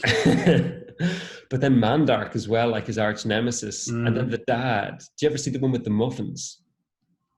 And don't then think so. his mom is making muffins, and it's him and Dee Dee's job to divert their father away from them, so that because the mom is like, if these get eaten, I'm going to think it's you two. I'm pretty sure that's the premise. And the dad is there lurking in the background, being like, I'm going to scoff these muffins, and the kids will get blamed. So they try so hard to keep him away from them, but it's so brilliant. Like it's actually very, very out there, in that there's loads of sort of hallucinations and all, Yeah. like states, and it's the dad thinking he's in like Muffin Land, and there's these songs. Like, it's incredible. I remember one where Dexter got a Labrador, and it's a cross between a Labrador and a Golden Retriever, right? And he Yeah. finds it on the street or something, and it becomes his friend and follows him in. And Oh, his okay. his dad is in his room one day, and all Dexter hears is, "Dexter, how long have you been keeping this lab a secret from me?" And you think he's talking about the fucking laboratory. And Yeah, brilliant. his dad turns around and goes, "Because I just love Labrador Retrievers." Oh, It's brilliant. so Yeah, fucking yeah, good. fantastic. Yeah, what a show. How did we get Actually, to that show? The Suburbs to Dexter? we talked about, you were saying, no, oh no, wait, you were saying how the pillow and the book under the pillow you were Oh, going to yeah, read. yeah, And yeah, then yeah, I that's said what it Dexter was. ground it up into a tablet. Yeah, yeah. But it's really funny because one of my earliest childhood memories with Andy actually involves a quote from Dexter when we were after. So the Tomb Raider PlayStation game had just come out, and this famous like page 3 model, Nell McAndrew, was like dressed up as Lara Croft, and she was in the Smiths toy store, or was it, no, it was the Toys R Us or the Smiths in Dublin City.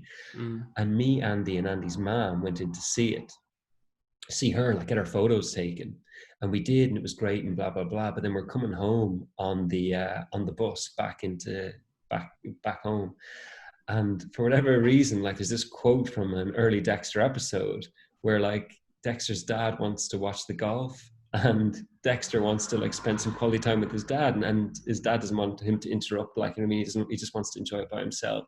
So Dexter's dad then pretends that he's watching something really horrific and violent, and then Dexter comes in. He's like, "No, no, no, you can't see this. This is terribly gory. It's horrific." Like, then he says, like, "Run, my son, cover your eyes. The carnage is unspeakable." And like Dexter runs out, like crying nearly that he saw this like horrible thing that his dad. And then for whatever reason, me and Andy would just like retell that line to each other and just being nuts laughing. It was very, very odd. As like we would when I must have been, actually, I know what age I was. I was like 7 or 8. And the reason I know is because I was actually wearing the coat in that photo that I crushed my finger in, and they had to cut the sleeve off to get my hand out. How did So that that's how I, happen? well, How did you crush your finger? someone swung it in a gate. Oh. You know about that. No, dude, I fucking moved to River Valley in 2002. No, but subsequently that must have come up in conversation, the fact I have a crushed baby finger. Or I spend a lot of my time like very drunk. There's a lot of information Yeah, is in, and then you must. Like, you've got Korsakoff's or one of those like, post-alcohol dementias. Um, wow, yeah, no, like half my baby finger's gone. can you show it to the camera? I can, like, but I'm just going to give a trigger warning or whatever these kids call it these days. But How did I not know about this? yeah, I have like shaken that hand. Like, you have. that's And fucking. do you know what the weirdest thing is? So the way that happened was my friend at the time swung the gate that actually crushed it. And do you know what his surname is? Hand. No way. Seriously. Jesus Christ. And do you know what's even weirder than that? His first name is Crushed. The consultant surgeon who fixed my finger was Mr. Small, and it's my baby finger. No way. How weird. Fucking Small hell. hand, and like I was 9. I'm trying to, like, I definitely did not know that story. Dude, you definitely did. I straight You up. blacked it out because what I suffer, you suffer, and you basically went through delayed PTSD.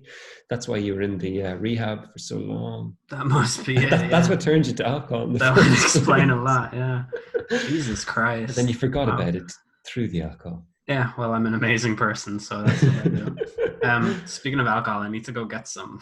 Yeah, me too, actually. Okay, cool. I also really need to piss, so I'll be back here in like 2 minutes. Yeah. Cool.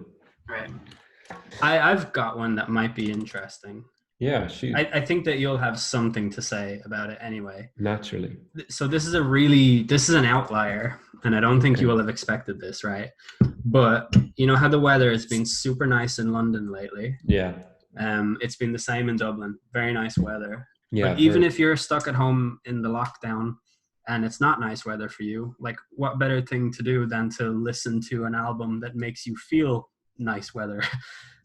So the album that I want to talk about is called So Much for the City by the Trills. Interesting. Yeah. What do you think about that album? I remember somebody gave me a burned copy of the CD in secondary school in order to get my pass into some like teen nightclub.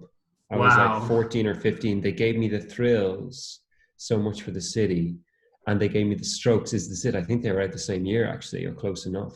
that's crazy, isn't it? And they were the two albums he gave me, like burned copies. And then I gave him like a license, like a pass basically for this nightclub in a South Dublin suburb, no less. Wow, Yeah. nice. Yeah. Was it in Terranure by any chance? No, but I know. similar sort of vibe. Yeah, I know Mm, one in Terranure that's probably like a mm, very similar one. mm. But yeah, this album is so summery. What nationality are they? Do you not know the answer to this?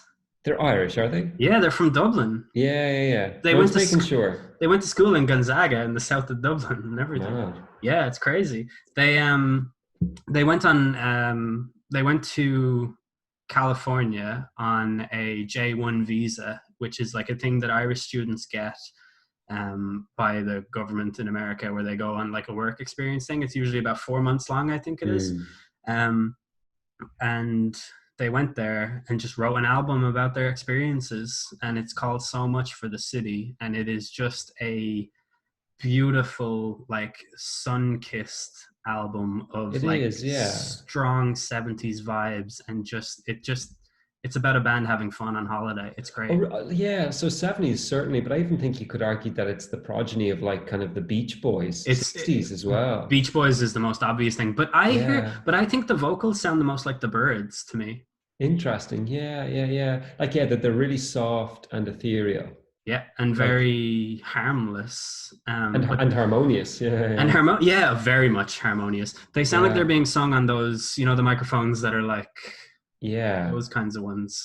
Yeah, and it sounds like he's the most relaxed person on planet Earth. It Yeah, sounds yeah. like he's just gone for like a 7 day long massage and then he got up and this was how he sang. Yeah, even just Yeah, like from the moment it's like so much for the city and blah blah yeah. blah. Like it's such a relaxing thing, and I'm telling you, for anyone, Does he allude to even the monkeys as well? hey hey, you're the monkeys. The Yeah, people say yeah, you're monkeying around. Yeah. yeah, yeah, yeah. Interesting. They have a track on a later album called Whatever Happened to Corey Haim, which is interesting because now it's like Whatever Happened to the Trills. Yeah. Um, yeah, that album is such a telepathic kind of experience. Yeah, Um, it taps into something, yeah, that definitely transports you to a place. yeah, I Are you can going to still hear bed? you, by the way. Nice. Um, I'm wearing a Manic Street Preachers t-shirt. oh, nice. Mm. I only have Metallica t-shirts for anyone who's watching this. Also, if you're just listening to this on iTunes or whatever, I just took off my jumper and Mm. I'm wearing a Metallica t-shirt as I was in the last episode. Nice. But yeah, that album, during the hottest day of the work week last week, I opened the window in my room. I had the sun just beaming in the window. I couldn't even see the full part of my Mm. screen, but I was still like, fuck it. And I put on So Much for the City, and I just felt like I was sitting on a deck chair outside of a Yeah, yeah, yeah. mansion in the Hollywood Hills Exactly. while the sun just washed over me. It was like Yeah, such a yeah, nice it was like a transformative experience. Like I yeah, just yeah, yeah. felt like I was there. But yeah, you totally can feel the sunlight through that album. Like it's so bizarre. Yeah, the album itself is like the sepia tint from Instagram or something. Like it's Yeah, yeah, just a yeah. filter of sun washed yellowness. Like it's Exactly. Yeah. And like you can literally smell the salt water. You can, yeah, mhm. just feel the warm breeze. Like it's so interesting the way certain albums do that. Like one album that I think is crazy how well it transports you somewhere is U2's Joshua Tree.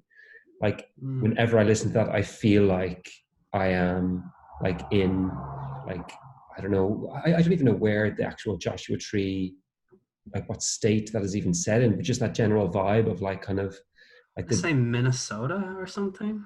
that's northern. I think this is more southern. Fuck, I don't know. I think so, but I thought it was one like that began with an M. So maybe I don't know, but it's just like the Badlands or something, like you know what I mean, like kind of just that sort of vibe, and then you just feel like you're in this sort of desert, kind of New Mexico esque sort of barren landscape, and you just feel there like running to stand still. I just feel like I'm around a campfire, and someone's just like, yeah, just barding away. It's just incredible. Mm. Yeah, Um, which it's is weird. crazy. Yeah, yeah. Sorry, go on. You. No, I'm not the biggest U2 fan. Like I think they're incredible musicians. I think they've got some incredible music. I do think The Unforgettable Fire is their greatest album, but or maybe October Baby. But I do think though that the Joshua Tree just like pulls you into this place, and it was really cool because there's this show. What's it called? Is it Songbook or something?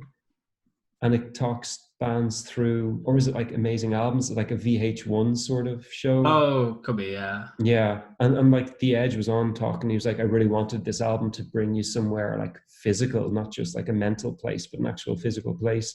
And I'd thought about this for like a while before I'd listened to this interview. Be like, yeah, like wow, I really feel like I'm somewhere else when I listen to it. There's a few. It's crazy to think that U2 used to be such a respectful band who made so many seminal pieces of music, and like that Mm, so many people took inspiration from them. I think like they've really done themselves a disservice. I don't mm, really even know where it went wrong for them. mm, But when you hear guitar riffs like in Sweet Disposition by the Temper Trap, I don't think enough people realize that that's straight out of The Edge. Like mm. he's basically Yeah, who invented that kind of guitar riff. yeah, exactly. Yeah, yeah. Like it's actually crazy to me to think of that, because I think you are from the age group where, like, I know you're like a year older than me or whatever it is, 2 years. You just had, I think you were like the last generation to understand U2 as like the greatest stadium rock band ever. Whereas Mm-hmm. my generation has that kind of spiteful, like underlying Mm. hatred for them. So Yeah, exactly. Yeah. I could never truly appreciate them for the musicians that they were, but like they're so much better than like any of the bands that I would put over them, if you know what I Yeah, yeah, yeah, exactly. mean. It's actually crazy to me, like just to think about that, like to think of U2 as like the trend setters. I That's crazy know. to me. And the, like, And to contextualize it as well, like to go back to like the 80s in Dublin and to think that like out of that spawned this like global phenomenon is mm, crazy. And so much of it was down to like just the innate vaulting ambition of the band and the members, and obviously a bit of luck, which I think most people would agree that most bands kind of benefit from. But like Bono's just like an incredible frontman and such an incredible singer, yeah, such an interesting guy. yeah, yeah. Yeah. And he seems like a good guy too, from everything I hear. Yeah. Like I know he's very much annoyed, and Yeah, yeah, yeah. Like I right. think a good measure of a man is how well he copes with kind of mega stardom while trying to maintain a monogamous relationship. Mm, Like as long as things are the way he wants them to be in the relationship and he's happy there, like how well he can maintain that, especially when yeah. like I'd say at one point in time, Bono probably could have had like like 500 one out of 500 million women, like you know what I mean, like if push came to shove, like something ridiculous. How do you think that plays out in reality? Because I see stuff like, it's not, I don't really care if people so like personally, infidelity is my least favorite thing ever. I know, me too. When I was studying Othello in school, so many of the scenes in that made my stomach turn, because I felt like, can you imagine what it would be like to be Othello and to be driven to this level Yeah, of jealous rage? And it was over yeah, nothing, but he still felt all the things because Iago was so evil in everything yeah. that he planted into him and everything. So like personally, like that's a deal breaker for me in any aspect, right? But I don't really care what other people do with their personal lives. I'm like Mm. very libertarian in that aspect. Like, Yeah, no, no, of course. As long as it's like kind of everyone's on board and it's consensual and yeah, it's yeah, agreed yeah. upon. Yeah, yeah, yeah. And I agree with you though that it is definitely like a um what did you say about it? It was a Like mark of a measure of the a man. measure of the man. Sorry, yes, I agree with Yeah, that. definitely. Yeah, How, like, John Bon Jovi married his high school sweetheart and they're still together. that's class. But John Bon Jovi is like one of the most sought after men in all of Yeah, womankind. Like he is like the fuck. Like talk about Bono. I think John Bon Jovi is like an even better looking Bono, and one who can command a room of women. Like I just, maybe. Yeah, yeah. could he have stayed faithful for all those years? But no, but it's not about staying faithful per se. Like if both of you agree on something and follow through, then that's fair enough. But I Mm, think if, say, for instance, the other party wants to keep it like monogamous, and the other and then the global superstar does stick to their Mm. word. Like I think that's pretty incredible. Yeah, I think so too. I just wonder if it actually happens. Yeah, Like, true. did you ever hear that story about the Olympic Village? Are you Like, familiar with this? Like, so the Olympics in 2012, I think oh it yeah, like just was, giving out condoms like candy because but everyone. but like they ran out of them. They had like Yeah, 350,000 condoms that they I went through know it's because it's all of incredible. these athletes in the prime of their lives, all fucking each other left, right, and center. But like Like the most attractive people on the planet, with like huge staminas, like they're working out, they've got testosterone gushing out of every pore. that's what I mean. Like John Bon Yeah, Jovi's in a van traveling around America, staying at hotels in every major city. Like yeah, there's yeah, no yeah. fucking way that he was Yeah. just like, oh You no would have donned a thanks. dress and you would have. I would, yeah, absolutely. I would have done unspeakable things to the man in his prime. He's had a very effeminate quality to him as well, if I may say so. Yeah, yeah, he does. Not only his high pitched notes. Yeah, but how do you think he got those high pitched? No, no. But yeah, no, it's just I always wonder it in a weird sort of like it's the same with wrestlers do this too. Like you always hear about stories of wrestlers because they're very similar to the Olympians. They're Yeah, high level athletes who are on the road all the time. yeah, yeah, Like I just don't. I don't know. It's I guess it's a not really relevant here at all. But I mean, like it's just something that I often just I don't know. yeah, Because if yeah, it's yeah. say for example, right, I consider myself to be a fan of Bon Jovi. I know that they're terrible and all of that stuff, but like I don't care. They were like one of my first favorite bands. I think that you can shit on Bad Medicine and You Give Love a Bad Name and Living on a Prayer and all of that, but like Wanted Dead or Alive is a banger. It's a really good song and like it depicts a type of feeling and all that stuff. Mm. Forgot where I was going with this, so I'll just say, oh yeah. Um, if you told me like John Bon Jovi is fucking every girl left, right, and center, I'd be like, no, he isn't. John Bon Jovi is he married his high school sweetheart and they're still together. There's absolutely no way. Yeah, yeah, But if you were to tell me John Bon Jovi has never cheated on his wife, I'd be like, are you fucking kidding me? Is John Bon Jovi is going ever like I don't yeah, know what I yeah. think about it, and I want to know what I you know what I mean? Yeah, Like exactly. Yeah, I want to yeah. commit to a position here, but I just can't. But I think both of those are extremes, right? Mm-hmm. The reason why you disagree with both of them is because they're too extreme. One is that he's never cheated, and that just seems unbelievable. And the second is that he's cheating left, right, and center, which seems kind of incongruent to the fact that he's with his like high school sweetheart. So that's why you disagree with both of them. If someone said, "Oh, you do realize that like when he was away from his high school sweetheart for 6 months and on the road, and he was in Sweden and this gorgeous girl," I'd be like, okay, yeah, I can see that. You know what I mean? You might Yeah, agree with that. Like, yeah, I think yeah, it's yeah, because those two eventualities are on the peripheries of probability and yeah. all kind of, yeah. That's true, yeah. And like I do always try and find the nuance in everything. It's Mm, probably my biggest flaw and my biggest strength. So maybe that's why I mm, wrestle with the two different things. But I mm. hope that someday I get to the bottom of John Bon Jovi's private life, evidently. Um, I'm sure you will. yeah. So I don't know how we even got there, but I guess here is a good place to go from there. Well, actually, do you want to talk about an album? I know Um, what I want to talk about next, but if I think a really interesting album that has stood the test of time, that is probably as relevant now as it's ever been, that talks about themes that pertain to reality now, especially, and that just seems perennial and timeless. Talking Heads' Fear of Music. oh wow, geez, Talking Heads. There's a reference that I can't even wrestle with because I just don't have the knowledge, and it's such a shame. Like I've listened to them a lot, but I find them Yeah, very hard to get into because a lot of their yeah, stuff is avant-garde and it sort of is. like Yeah, yeah, it's on the edge of like when they do like I don't want to say easy listening, but when they do stuff that just treads the sort of pop music line, you know, like the Psycho Killer song everybody loves. yeah, yeah, yeah. Once in a Or Burning lifetime. Down the House. Yeah, yeah, yeah, yeah. Like Once in a Lifetime is legit one of my favorite songs of all time. Yeah, It's but what about not probably like Naive Melody? This Must Be the Place. Like that's one of the yeah, most beautiful songs that's been covered like 1,000 times, and yeah, like yeah. everybody loves it. Like when I was on Tinder, like I'd say like 1/4 to a half of all the like my top tracks, or whatever, was like that song. Wow, that's Yeah, crazy. it is crazy. Like, and but it resonates so well. And like one of the best lines I think is, "Home is where I want to be, but I guess I'm already there." And it just like totally makes me think of the fact that like you never really know where home is because we're constantly moving, constantly changing. But if you just take a second and step out of yourself for a moment, then you realize that shit, you probably are home. Your home probably has changed. The Shangri-La in your mind of where you consider home, probably if you went back there, you'd feel quite disillusioned and distanced from. And that if you live in the moment a little bit more and realize the place that occupies most of your time now is probably the place that you'd miss were you to be snapped up and brought somewhere else. Like, Yeah. I think there's just so much truth to that, right? Like, Especially now. That's actually, exactly. that kind of restlessness, I think, is exactly what everybody's feeling right now. Yeah.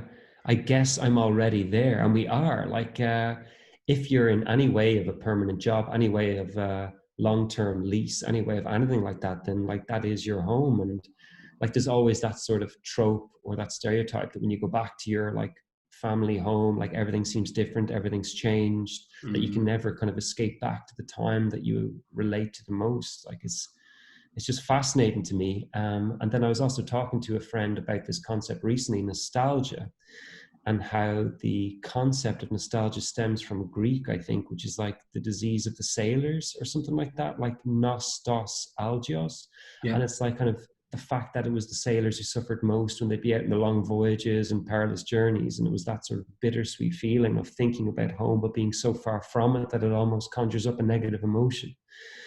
It's like, it's just beautiful, absolutely beautiful. Nostalgia. And I actually think that nostalgia is the most powerful force in the universe, even more powerful than love, because it's a love of sort, but a love that moves us in a way that's totally irrational.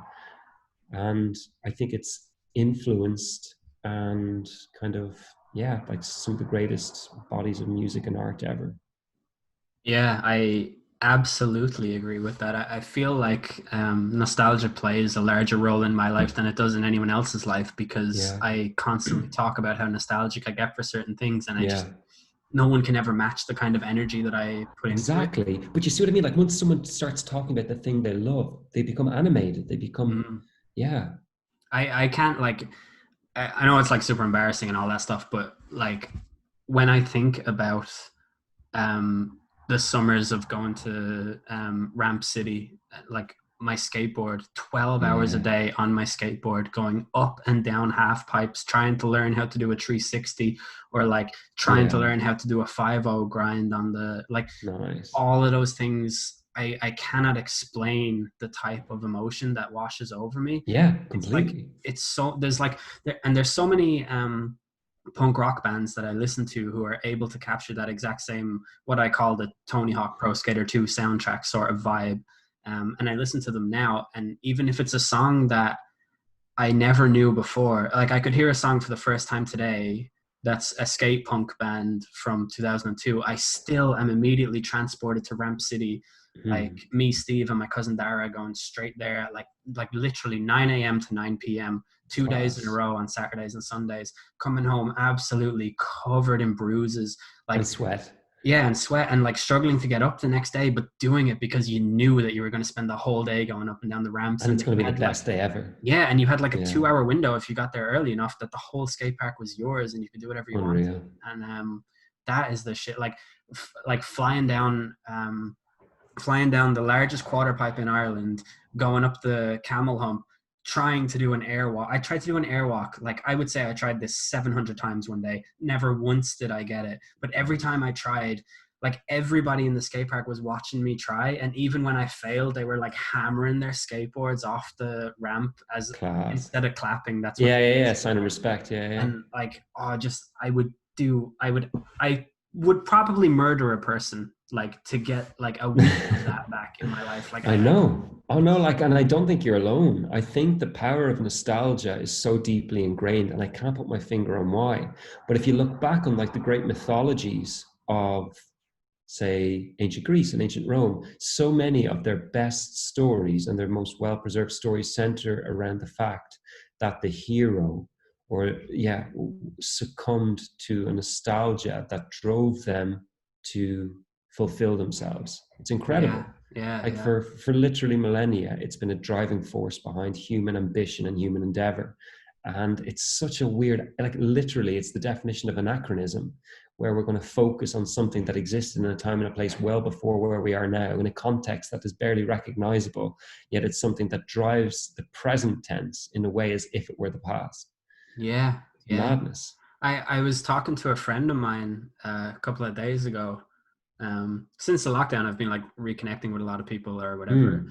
And this guy has a house now, and we're like similar ages. And I've met him loads of times. We've been to loads of concerts together and all that Yeah. stuff. We always, um, in the different spaces that we are in life, the one thing that we share is we were both '90s new metal kids Mm. with black hoodies and Slipknot and all that stuff. Class. But he showed me I showed him a picture of me. I was on my balcony listening to an album that he had recommended me, the Mm. sun beaming down the beer bottle there, and he was like, Mm. nice. And then he showed me a picture of his back garden where he's making a barbecue. And I was like, man, like, congrats on having a house. That's awesome. And your back garden is like the perfect type of back garden for me. Just a combination of like, there's a lovely concrete bit there that you don't have to Mm. do anything to, like only a tiny bit of grass to have to cut and all that. And he was like, yeah, like it's actually, it's great. And I was like, you're an adult now. And he was like, yeah, but I still wish I was a kid listening to new metal again. And I was like, yeah, that's pretty much like what I've been chasing my whole life, even though objectively I think that's up there with the most unhappy times I've ever had. Like, I'm Yeah. so full of angst and everything. Yeah. But Yeah. I think the nostalgia comes from the place of like, the metal band that you were listening to could always quell your angst in some way because of that thing I Mm. mentioned at the start of the podcast, where they knew exactly Mm. how I felt. So I could like, I had that thing there with me or something. It's Yeah. I think kind of, you know, like what would you call them? You know, TV shows that center around the contestant vying for a prize. yeah, And like so many times, like the game shows basically. like game shows, yeah. And so many times when like faced with, okay, you can have the $5,000, 5,000 euro, or the mystery prize, and people go Mm, for the mystery prize in the hope that yeah, it will like I think when you're that young, life's a mystery prize. And I think that there's just something about that concept that's so deeply attractive that when you're 14, 15, 16, right up to 1920, say, that there's just something so unexpected about what's to come, something so optimistic in a way, in that it could be anything, right? There's no sort of limit to what you could achieve or accomplish. And I just think that the ceiling just comes down a bit lower as you get older, and your dreams just get a bit more weight, and you become a bit more, you aim your arrow a bit closer to the mark. And but back then, like it just seemed like it was an open field, or yeah, that there was no ceiling. I think that's possibly maybe one of the reasons why we look back at there with such optimism and happiness. I had a very, very, very interesting personal moment last night where so like a lot of my friends now own houses. They've bought their own houses, and I'm like nowhere near doing that. Yeah. And it's not for reasons that are, I haven't been stupid or like, well, I kind of have actually, but like, I make enough money to be, I could do stuff if I want. I could do stuff like that if I wanted to, but I just feel like I don't even have a fucking contract on my phone because I do not like commitments of Hmm. any kind. And also, I'd say it's partly because I've moved around so many times in my life that the thought of owning one property and having to live there for all my life, that just doesn't wash with me either. Yeah. Yeah. But um I was thinking to myself, like, I was looking over my Revolut, or sorry, my bank statement, and I've given €300 to Twitch streamers in the month of May alone. So in the last 10 days, I've given €300 to streamers Interesting. that I like. And I don't care; that doesn't bother me. But I was thinking, like, shit, if I keep doing shit like this is why I don't own a home.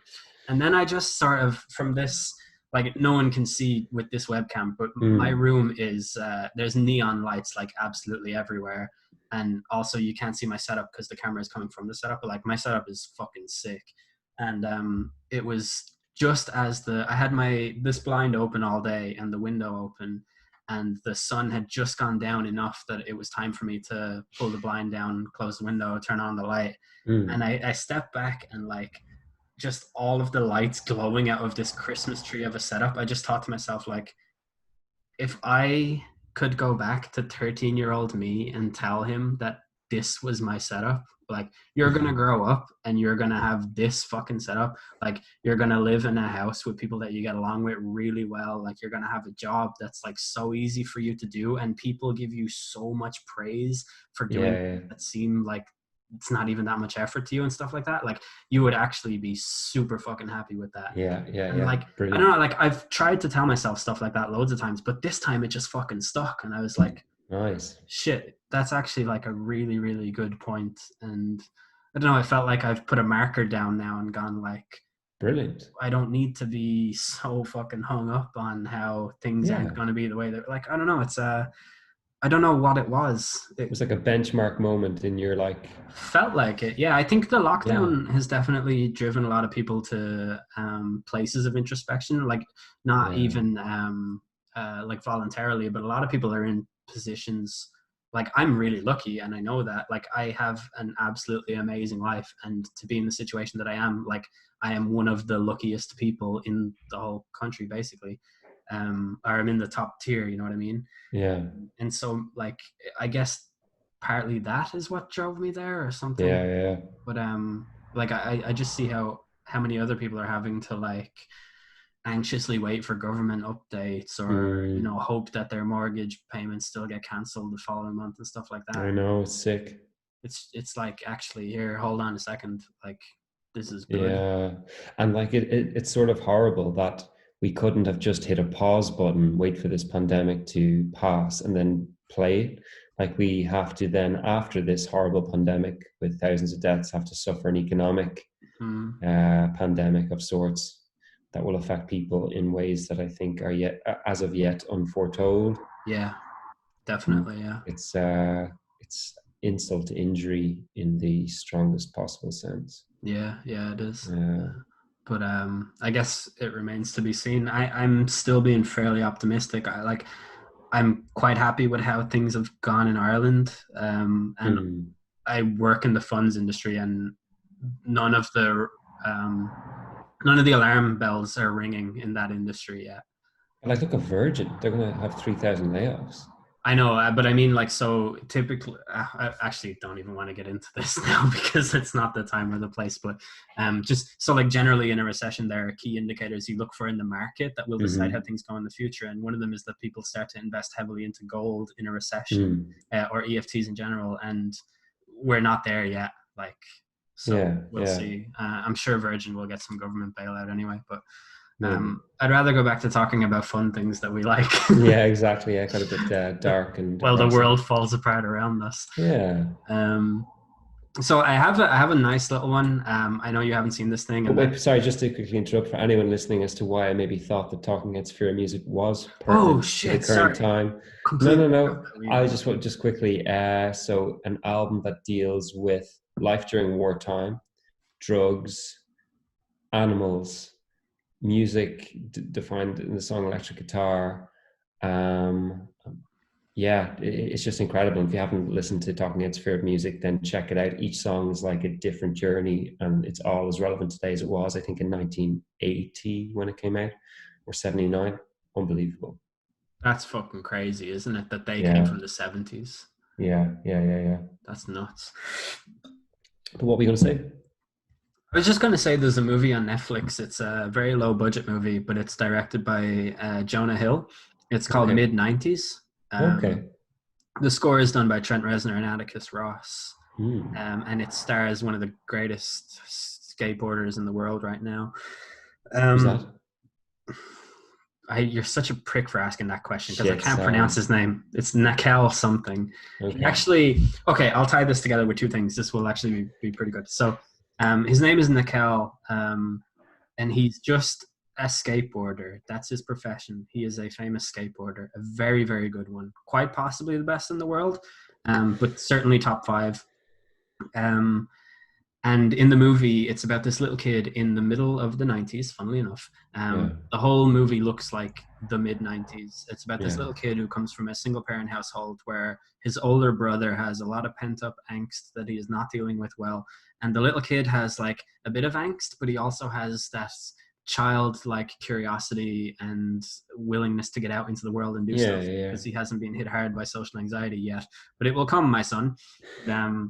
He just wants to learn how to skateboard, and he just wants some friends, and he joins this gang of friends that are older than him, and they all skateboard, and they just initiate him into the it's not a gang, it's a group of people. And he just goes on like a couple of adventures with them, and there's like, themes like stuff like Mm. jealousy, loss of innocence, and all of that. It's a coming of age movie. It's about 80 minutes long, but it's so fucking good. And like, Nice. it spoke to me on that kind of level as well, because when I first moved to the road in River Valley, I'm slightly younger than all of yous, Mm. but yous were all like, all right, well, you live on the road now. And like, I was the youngest one by a long way, but I still got to play football and go to the skate park with Yeah, and yeah, all yeah. that. And it always just, I've always been in that position all my life. Like, I'm always the youngest. I've been the youngest person in my last 3 offices and like all of that stuff. So I always relate to the underdog kid, like rising Yeah, above yeah. the and coming of age and all that. So Nice. Yeah, yeah.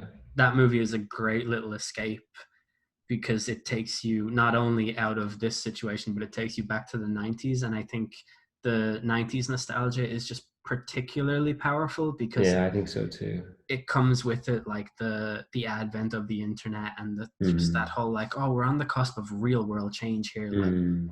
like there might be one Starbucks outside of Mm. America, but in 20 years, like, you know what I mean? Just Yeah. all of that sort of.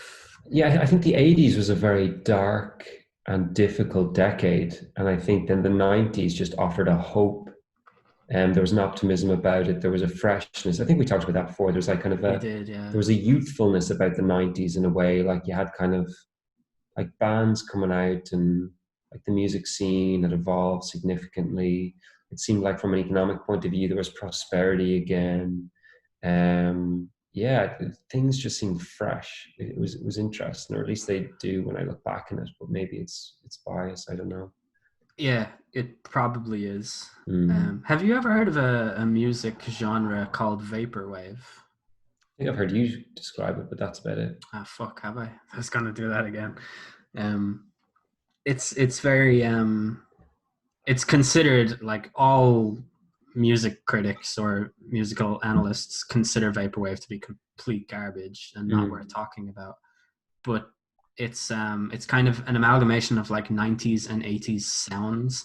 Mm. So they might take like the bass line from a very famous 80s song and then stretch it out so that it's slow, and instead of being like do it's like do, and it's Mm. meshed in with overdubs from like Walmart advertisements. Like, as you're shopping, it's like, be sure to check out the offers we have in the wine and liquor section and stuff like that.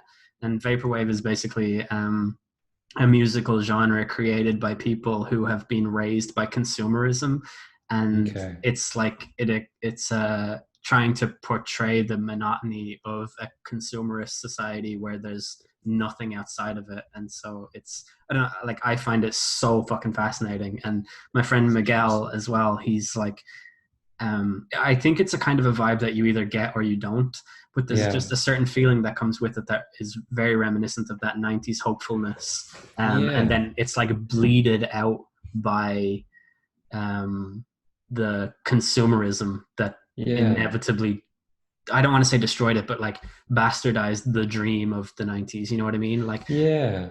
we thought that we were going to live on lake houses with helipads, and instead we just got a Starbucks in every city, like that kind of thing. Yeah, I wonder, is there an analogy to be drawn between the 50s? Because the 50s sort of started this whole thing kind of in America of like, I guess like the suburban way of life that we've already alluded to, like the white picket fence and the perfect car and perfect Nuclear everything. family. Yeah, nuclear family, exactly. And then it was that sort of new beginning. And then like Fallout, say for instance, the games franchise Fallout, uh, it uses as its kernel of cultural illusion as like the 1950s, and Mm-hmm. sort of how perfect and well suited everything was, and how everything just worked and everyone was employed and blah blah blah. And then I wonder, was the 90s sort of a modernized, naturally, version of the 1950s in a way, that from the 40s, which were terribly burdensome economically and from like kind of international strife and conflict. And then the 80s had its own problems, obviously not as severe, but in maybe a similar manner. Mm. I don't Yeah. know. I think, I guess time will tell. Mm, If you have, like, I think it's very fair to say that the baby boomers try and blame everything on the millennials. Sorry, mm, it's not very fair to say that, but generally that is um, that's the type of perception that's expressed in media, right? Like usually baby mm, boomer writers who criticize millennials are saying stuff like mm, they're the me generation, or they're so self-obsessed, or so easily offended, they're so bad mm, at their finances, they don't know anything about real hardships, stuff like that.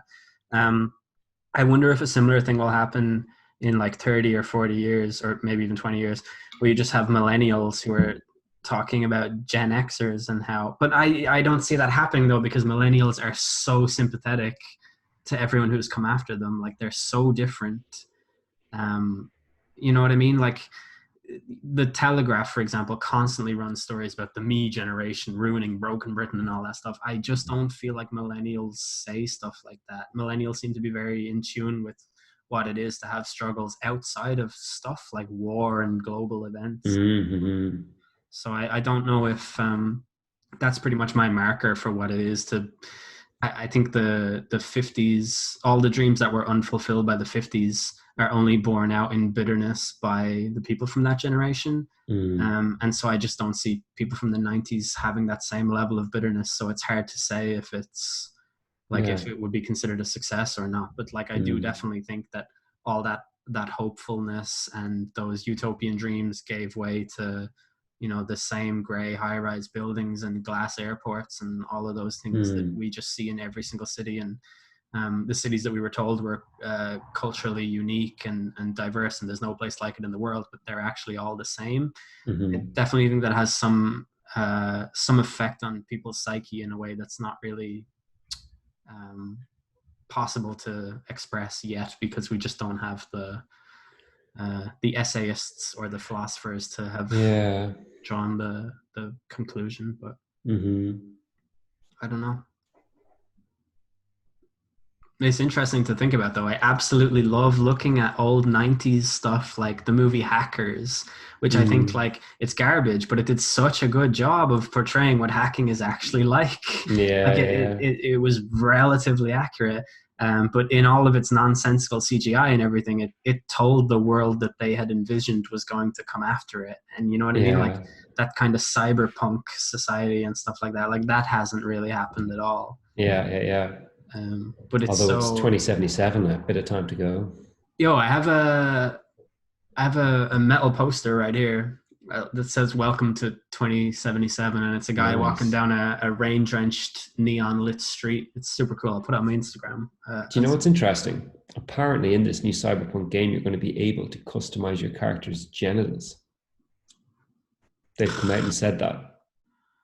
I guess. But like, but where will that even make an appearance? Yeah, yeah. Well, so if you consider Metal Gear Solid 2, Sons of Liberty, when you completed that game, you got this extra Metal Gear Solid thing where you could watch all of the cut sequences in it, but Hmm. you could change.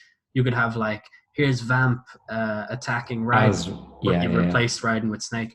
yeah, yeah. So there's one scene I can think of where the president of the United States thinks that Raiden is a woman and grabs him by the dick immediately, and because of Raiden's exoskeleton, you can see the outline of his dick. But Hmm. if you do that with Solid Snake, for example, you don't see it. So there's one example of where genitalia appear in a video game and they're That relevant. was Colonel Volgin, though, wasn't it? As opposed to the president. No, it was the president. He thought that Raiden was a woman, and Oh yeah, yeah, yeah, yeah, yeah. But when he's going in to rescue him. yeah, yeah, and he grabbed him and he goes, "Oh, you're a man." Yeah, Yeah, that's right. Actually, yeah. What was his yeah. name? Like President Alan Johnson. I'm Johnson. Yeah, yeah, almost yeah. certain that is no, because that's the guy from fucking Peep Show. Alan Johnson is Mark's manager.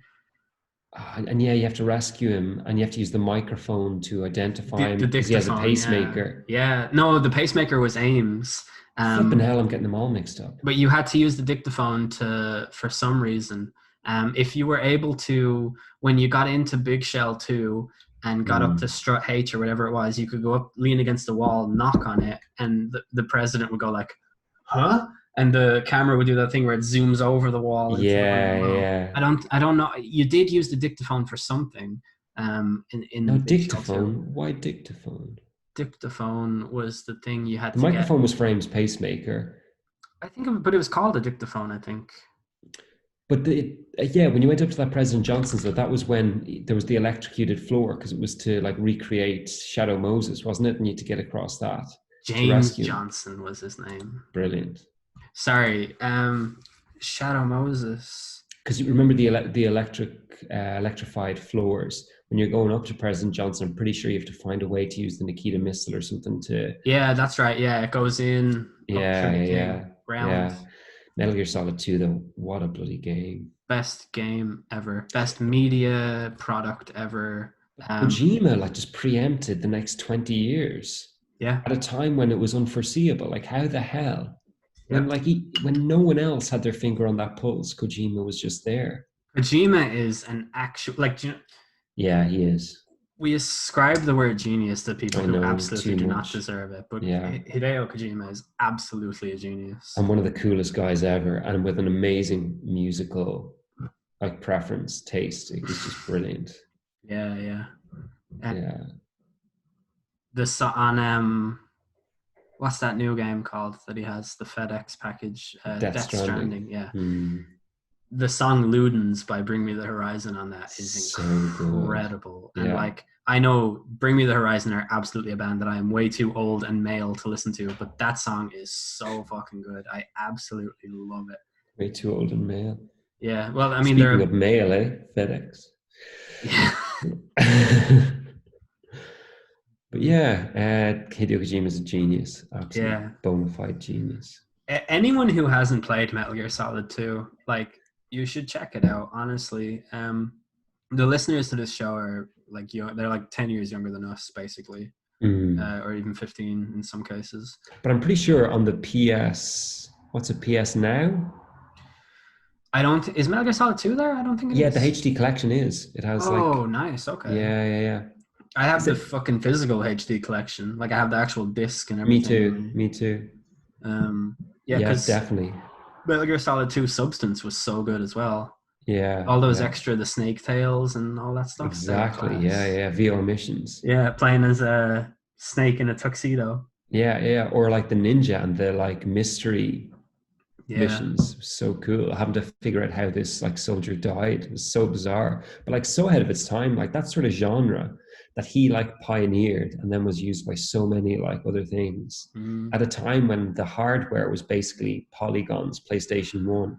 Did you know that on the original Metal Gear design, before Kojima was like the actual head developer or anything, you probably do know this, but they were making a game, right, where you had to attack some guards and get to the thing and do the thing or whatever. And every time the guards were alerted, the game crashed. So Hideo Kojima was the guy tasked with figuring out how to stop the game from crashing when Oh you my get spotted by God. the guard. And Hideo Kojima was like, it's easy. You don't get spotted by the guard, and that's your job.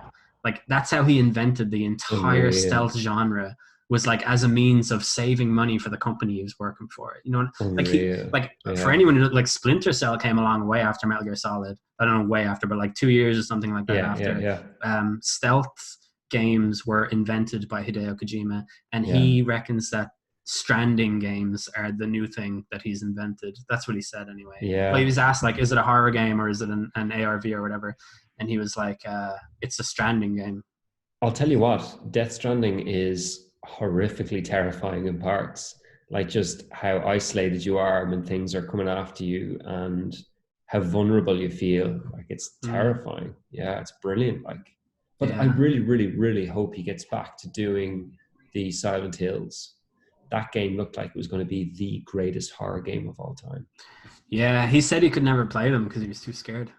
Interesting. Mm, But it was insanely terrifying. Like it was, yeah, like you'd have to be a genius in order to be able to create something like that that mm. understood fear so well. Well, the Japanese know fear better They really than do, don't they? even just their, I don't know, just their metaphors, the way they tell stories. The Japanese are on another level with visual Mm. storytelling. I think it's Yeah. something I've always noticed in the, the odd imports that we get over in the West of stuff like Battle Mm. Royale and Never Let Me Go and things like that, where they're just Mm. as accessible that you're able to get into them. Um, But that's what I find so amazing about Hideo Kojima's work, because obviously he has to pander, for want of a better word, to his Japanese market, but then for the English market, he makes it like so incredible. mhm. You know what I I mean? know, It's yeah, like, how does this even translate to Japanese and still make like retain its depth? yeah, Like with the songs, like some of the Metal Gear Solid songs, like Snake Eater or whatever, he tried to literally recreate a James Bond movie for Metal Gear Solid 3 in a yeah, game and have yeah. everything there. And then it's like, Um, yeah, Deftones' last album, Gore, is based on the Metal Gear Solid series. no way. Yeah, there's a point in it where they even say the word "snake eater" in one of the songs. Nice. Yeah, it's pretty cool. And Bring Me the Horizon as well. They have a track called Shadow Moses, and it opens up with the the Gra Cree, the song that opens the Irish spoken word Da, song. da, Yeah, that da, one. da, da, Yeah. da, da. Yeah, it's brilliant. Mm-hmm. I found that on Spotify. I was looking for it for ages and it didn't have it for ages, but they have it Ifani now. Faragi or something is her Yeah, name. Yeah, exactly. Yeah, yeah. The best is yet to come. that's right. Yeah. So good. It's one of my favorite songs ever, without a shadow of a Da, doubt. da. Yeah, yeah, yeah. And just the way it builds up.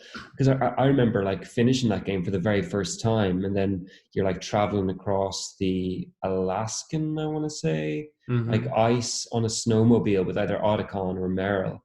And then like they're talking about like genes, because the whole thing about Metal Gear Solid 1 centers around genes, and it goes to like memes essentially, Mm-hmm. or what can't be passed down your DNA from Metal Gear Solid 2. And then like they're just talking about stuff, and then Naomi is chipping in because she has got her own axe to grind and whatever. And that song's just playing in the background, and you're just like, no, wait, like where has this come from? I was playing Crash Bandicoot and Abe's Odyssey, and now like this game is literally transporting me to the most incredible place I've ever been as a Yeah. 10-year-old. Yeah. Oh, Yeah. even younger actually, because maybe 10, I can't Nah, remember. 98 was Metal Gear Solid. Yeah, yeah, yeah, 10 then. Um, that game and Final Fantasy VIII for me. Final Fantasy VIII also just completely fucking blew my mind. Oh And my god, yeah, it's like my favorite Final Fantasy game by a mile. yeah, same. And I Yeah, like 7 a lot, but I think 8 is better. definitely. And I Um, really, really hope they remake 8. I don't think they will though, because they've remastered it. But they may, that remaster may have just been to see what the like popularity of 8 still Mm. is and that sort of thing. But yeah, like Cloud is good, but Squall is just like so good. Yeah, Squall's the best, and Squall and Renoa have the best like Yeah. relationship, and Yeah, and but I just love how relatable Squall is. Like as a teenage guy, like Squall was just mm, like you, and you're just like, and then like the Laguna, Loire, the everything, and then like the relationship with the other like Zell and Irvine, like it's just the best bloody game. even his relationship with Cypher, Yeah, it was perfect. so interesting. It's Like, so interesting, and like the respect that was there, despite being arch enemies, mm, and despite like trying to kill each other, and then yeah, Quiz is the teacher and being able to like yeah, it was just brilliant. And then like the Japanese just do these things so well though. And then the music of it, yeah, like yeah, the soundtrack too, it's yeah. brilliant. I regularly fall asleep to the Balam Garden. Mm. Do do do do do Yeah, it's do. beautiful. It's class. Yeah. Actually though, when the remaster came out, I played it, but I did the thing that people say they hated for, which is like just card mod all your cards into magic and then you become basically a demigod by like disc one. I have to be honest.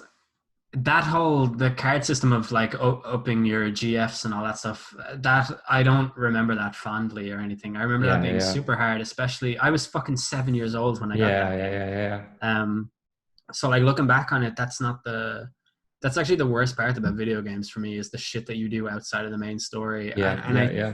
I think it might be the reason why I only play Age of Empires 2 and I don't play anything else. Like I bought Red Dead Redemption and you have to do all the stuff like you have to fucking fill the horse up with petrol and you have to do all all of those Yeah, things and I exactly. Yeah, just yeah. it's so much like it's lads like I have a full-time job that I do And I'm playing Yeah. this game to get away from that. Like, Yeah, I know. Speaking of Final Fantasy VIII, though, me and my brother were talking. We have this really funny memory where we were after getting really far in Final Fantasy VIII. We couldn't save it. And it was really late at night, but we were going on holidays the next day. mm. So it was like, it must have been pushing really late. I was only 13 at the time. My brother was 7. We couldn't save it wherever we were. So we paused it and kept it paused for 2 weeks until we came back Dude, from holidays. I did that. My PlayStation for like all of the year 1999 just stayed on. I didn't have. I had a memory card, and I remember it was full of. I had like Crash Bandicoot took up most of it, and then I had all the my create custom wrestler shit on WWF Attitude that I just could never ever delete because I was most of the wrestlers and all of that stuff. Yeah, yeah, And then there was the Metal Gear Solid stuff that I couldn't get rid of. yeah, I think I had like, I don't know, Spyro or fucking yeah. Space Odyssey, whatever. But Final Fantasy, there was some reason why I couldn't save it, and I don't remember what it was. There was something that stopped me from saving this particular game. And I remember I had disc when I got to disc 3. I had disc 3 in the system, and the disc spinning around for fucking literally about 8 months. And my fucking bitch sister one day unplugged it just to prove some point against me or something like that. Oh. And she doesn't even know she did that to this day. And she has no idea that I have not forgiven her for doing it. But yeah, I had to fucking start the whole fucking game all over again. And I remember being able to do disc 1 very easily. I could do the whole thing in about 2.5 hours if I Yeah, was yeah, like, I remember it was like on a Saturday, I would get up very early, and by 12 noon, I would have Final Fantasy Disc 1 completed. yeah. Disc 2 was always a little bit of a struggle because I think it starts out where you're running down the spiral staircase away from the enemy, and you have to like do. I think you're playing as Irvine at that point or something as well. In Um, that prison. in the prison, yeah, you're running. Yeah, Yeah, you're yeah. running out of that. But yeah, I remember just that being really hard, and I was on disc 3. I never even completed that game. Would you believe? It's a tough game. I didn't finish it the first time I tried, and then years later, it's like, no, no, I'm finishing this, and then I went back and played it and did really Should well. should you say to the listeners, this game was 4 discs, as in Yeah, when you buy it, it comes with 4 discs, and you complete it disc by disc. I don't think yous will be aware that that's how we did things back in the day. yeah, it was I don't think yous even ridiculous. know what a disc is, And not actually. only that, though, but a disc it probably only contained like 100 megabytes. You know what I Mm. mean? Like the equivalent, just to put that into context, that would be about 30 MP3 songs. I think the PlayStation 1 memory card was 2 megabytes or 8 megabytes. No, the save files, but the Mm. disc that had all the game. Yeah, yeah, Yeah, it was yeah, 8 megabytes for an OPS1. I remember. Yeah, yeah, mm. like the gray memory card. Yeah. I had an orange see-through one. It was very nice. Nice. Yeah, yeah, yeah. And you can see the green memory chips. Yeah, Green. exactly. Yeah, Yeah, you yeah. always thought that it was something from the future, and now if you see the inside of the thing, it's shit. Like, Yeah, exactly. don't want to But see the inside of it. it's just incredible. I was watching a video there on YouTube recently, and there was this guy who worked for some computer company, and it was like from like the 60s or 70s. And he was saying, like, oh, yeah, the computers are big now, but wait for 30 I years. watched And that same clip. It's from the yeah, news thing, and it's in, I don't know, is it in black and white? But he's like, we're going to have computers like this in our homes. it's not black and white, but it's like sepia. It's like kind of really Yeah. faded colors. And he's Yeah, like, yeah, yeah. you can have something like this on your desk. Did you watch any of the other clips from that channel? There was one that was like where a guy went around to people in the street and he was like, do you think that there's life beyond our Yes. world? And they were like, I don't very much care. It's like, he was fucking cunts. Like, Yeah, yeah, yeah. But yeah, yeah. that was fascinating though. Like, just he had such good foresight. Yeah, I Actually, no, do you know. remember the best question? The best question was someone was saying, in the future, we're going to be so dependent on these. And then he asked him, well, do you think it's a good idea that we will? And he's like, probably not, or something, I think. Like, Yeah. yeah, yeah, yeah. I think I remember Remember, something like that. he was saying like, you'll do everything from this. You'll order your Yeah, yeah, shopping yeah. from him Yeah, and yeah, you'll, yeah. yeah. But it's so funny, actually, looking back. So people who are 10 years younger than us won't remember, but just how involved and interested in computers we were, despite how little they fucking did. I Like we'd spend know. hours on a computer that couldn't even get on the internet. Dude, I was playing like Minesweeper and Yeah, yeah, fucking yeah, yeah. I remember playing no, not playing anything, right? I used to play this game called Dune. Obviously, you know Dune, the story written by Yeah. the man who wrote Dune, whose name I definitely know. I know David Lynch directed the movie, all right? So fuck off coming at me with the not knowing the name of the Good guy man, who wrote David it. Lynch, transcendental meditation, eat your heart out. Go on anyway. Yeah. So there used to be a games device called the Amiga or the Commodore, It was a type of computer where inside the keyboard you would insert a floppy disk, and connect it to a monitor, and it would load up the old like 2 kilobyte games or whatever it was. You play like Cannon Fodder, Flimbo's Quest, Space Invaders, fucking Dune, whatever on it. And it was a mouse and keyboard type job. And anyways, I used to play Dune at my childminder's house. And then I would go home to a place where I didn't have the Commodore, but I did have a PC, a gigantic PC. The monitor was about this fucking thick. I used to go on Microsoft Paint, and I used to paint scenarios from Dune, the game. Nice. I was like, oh, here's my harvester base, and this is where the giant worm comes out of the ground, and here's the Harkonnen enemy. Like, I used to do all, like, that's fucking crazy. And then eventually I remember we got Age of Empires, and then I just played that all my life until we got Age of Empires 2, and I'm still playing that. But those were the But yeah, the time you'd spend doing stuff that had nothing, even a Microsoft Word would be like, oh, I'm going to write something, and then like you'd spend like hours on changing the font and changing like the style. It's just like, my God, like people just wouldn't understand that now, but it was such a novelty being able to do that. Every week I used to buy WWF magazine. It cost $2.95 at the time, and it was just basically a rundown of everything that happened in wrestling that week. And there used to be this section of it where they would write quirky analysis of stuff that was happening. And I remember one of them was like that there was this wrestler called Val Venus, and his whole thing was he was a big male prostitute, whatever that's called, gigolo.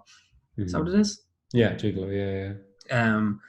And all the ladies wanted him and all of that. And then he had like a gimmick change at some stage where he had really long hair, but then he cut his hair really, really short cut. And he just bulked up. He was fucking huge. And he went from being like the guy who just shaked his hips in a real provocative way to being the guy who just beats the shit out of people and fights them. And the article was called Hair Today, Gone Tomorrow. And it was like a breakdown of how certain wrestlers shaved their head and got more aggressive.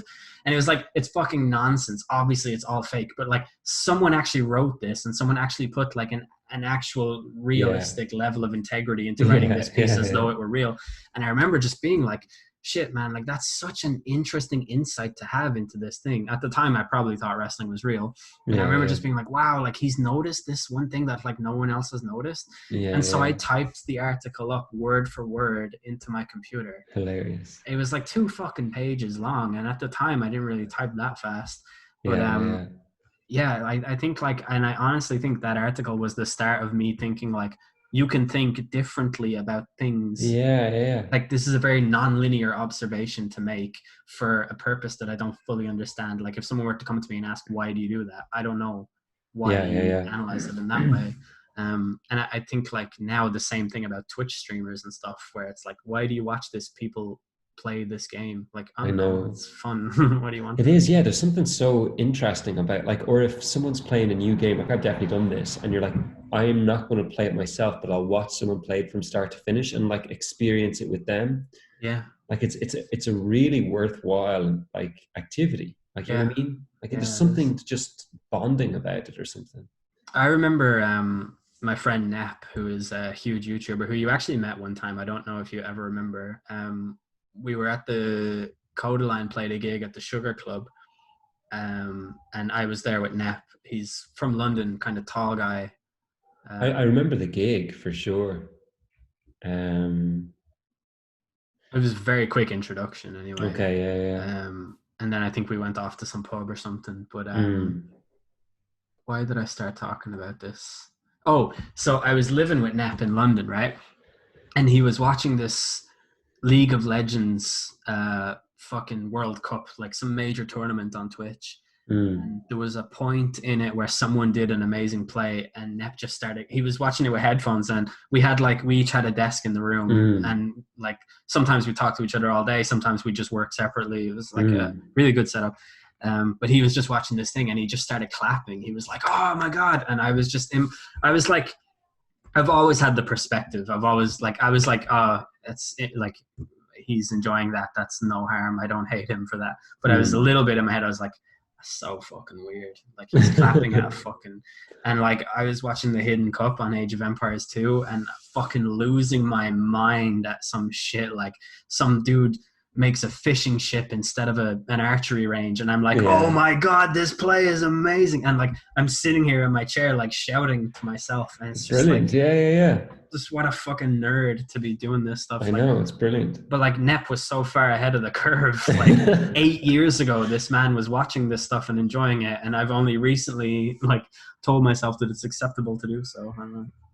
Yeah. Well, he could see over the horizon. That's why he was ahead of the curve. Oh, very nice. Yes. Interesting. Yeah. So, um, yeah, I don't know what any of this has to do with what we said we were going to talk about, but there we are. I know. What do you want to do? Do you want to keep talking, or do you have to go to bed? I should probably head to bed soon because I still have actually like rubbish to put out for the collection tomorrow and stuff, which is crap. They collect your bins on a Monday? Because I'm on a street that's a commercial street, my rubbish gets collected when the commercial shops next to me get collected. Wow. Yeah, I know. That's awful. I know. Or well, I'll leave it up to you, I guess. Like, do you want to talk about one more thing, or do you want Is there anything else that you were hoping to talk about? Let's see what I had to. I've only gotten to approximately one of the things that I had written down. What was that? So Much for the City by the Trills. And you know what? If you could see my screen right now, it's the only thing where I have written nothing else. I've written there's a few albums I've written basically a paragraph. Oh man. So I don't really know what to do about that. We could save it. We could always do a part 2 to this. We could do a part 2 to this. I think we may very well. I think that's not a bad idea considering that the lockdown is continuing. Oh, so you have insider information about the lockdown, have you? Yes. All right. I'll really, really, really quickly. How long have we been going? I have no fucking idea, man. Zoom does not let you know how long. I think we started like talking properly at 7:45. Well, that's decent enough. That is decent. Got to factor in the toilet breaks and the beer runs. Yeah, true. And the more you say it, the more fucking annoyed I get that I'm going to have to do something about it. I was happy to just leave that there. We're going to have to lose at least 10 minutes of content because of that. Yeah, that's true. Yeah. And the whole intro shit. I don't know if I can use any of that. I like to put the intro at the outro sometimes on this. And make sure Dexter's Laboratory now doesn't see the light of day.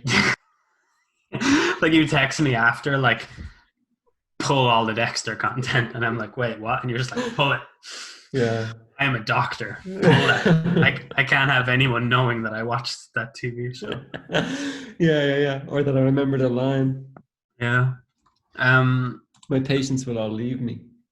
So one thing I'll say really quickly is if you have Audible, listen to Them Adventures with Extremists by John Ronson. And if you have Amazon, buy the book. It's like £2 or whatever. It's an amazing book about it's like the late 90s. John Ronson is an investigative journalist. Think Louis Theroux. He's ultimately the same person, just more Welsh than him. And he goes off to the States and does 4 different adventures, I think. One of them is actually in Africa, where he goes with Ian Paisley and their weird brand of religious fundamentalism, where they try and bring Christianity to Africa. In another one, he meets Alex Jones, and he actually makes Alex Jones. This book tells the story of how John Ronson made Alex Jones famous. Then the other one is he goes off to a bunch of neo-Nazis, and he recounts the tales of Ruby Ridge. I don't know if you're familiar with that story, but it's like these, I guess you would call them the left-leaning libertarian. We wouldn't say left-leaning. The libertarians that are not the... It's a bunch of libertarians went off to live in this cabin on Ruby Ridge, and eventually they get sieged by the FBI, and the FBI kill a couple of them, and it becomes a huge national scandal because the FBI were so heavy-handed with what they did for such minor offenses that the people had committed. It was a couple of gun charges or whatever, and John Ronson stays with them. So it's them, the neo-Nazis. He also hangs around with David Icke a lot in it, and he tells stories about David Icke, which is super interesting.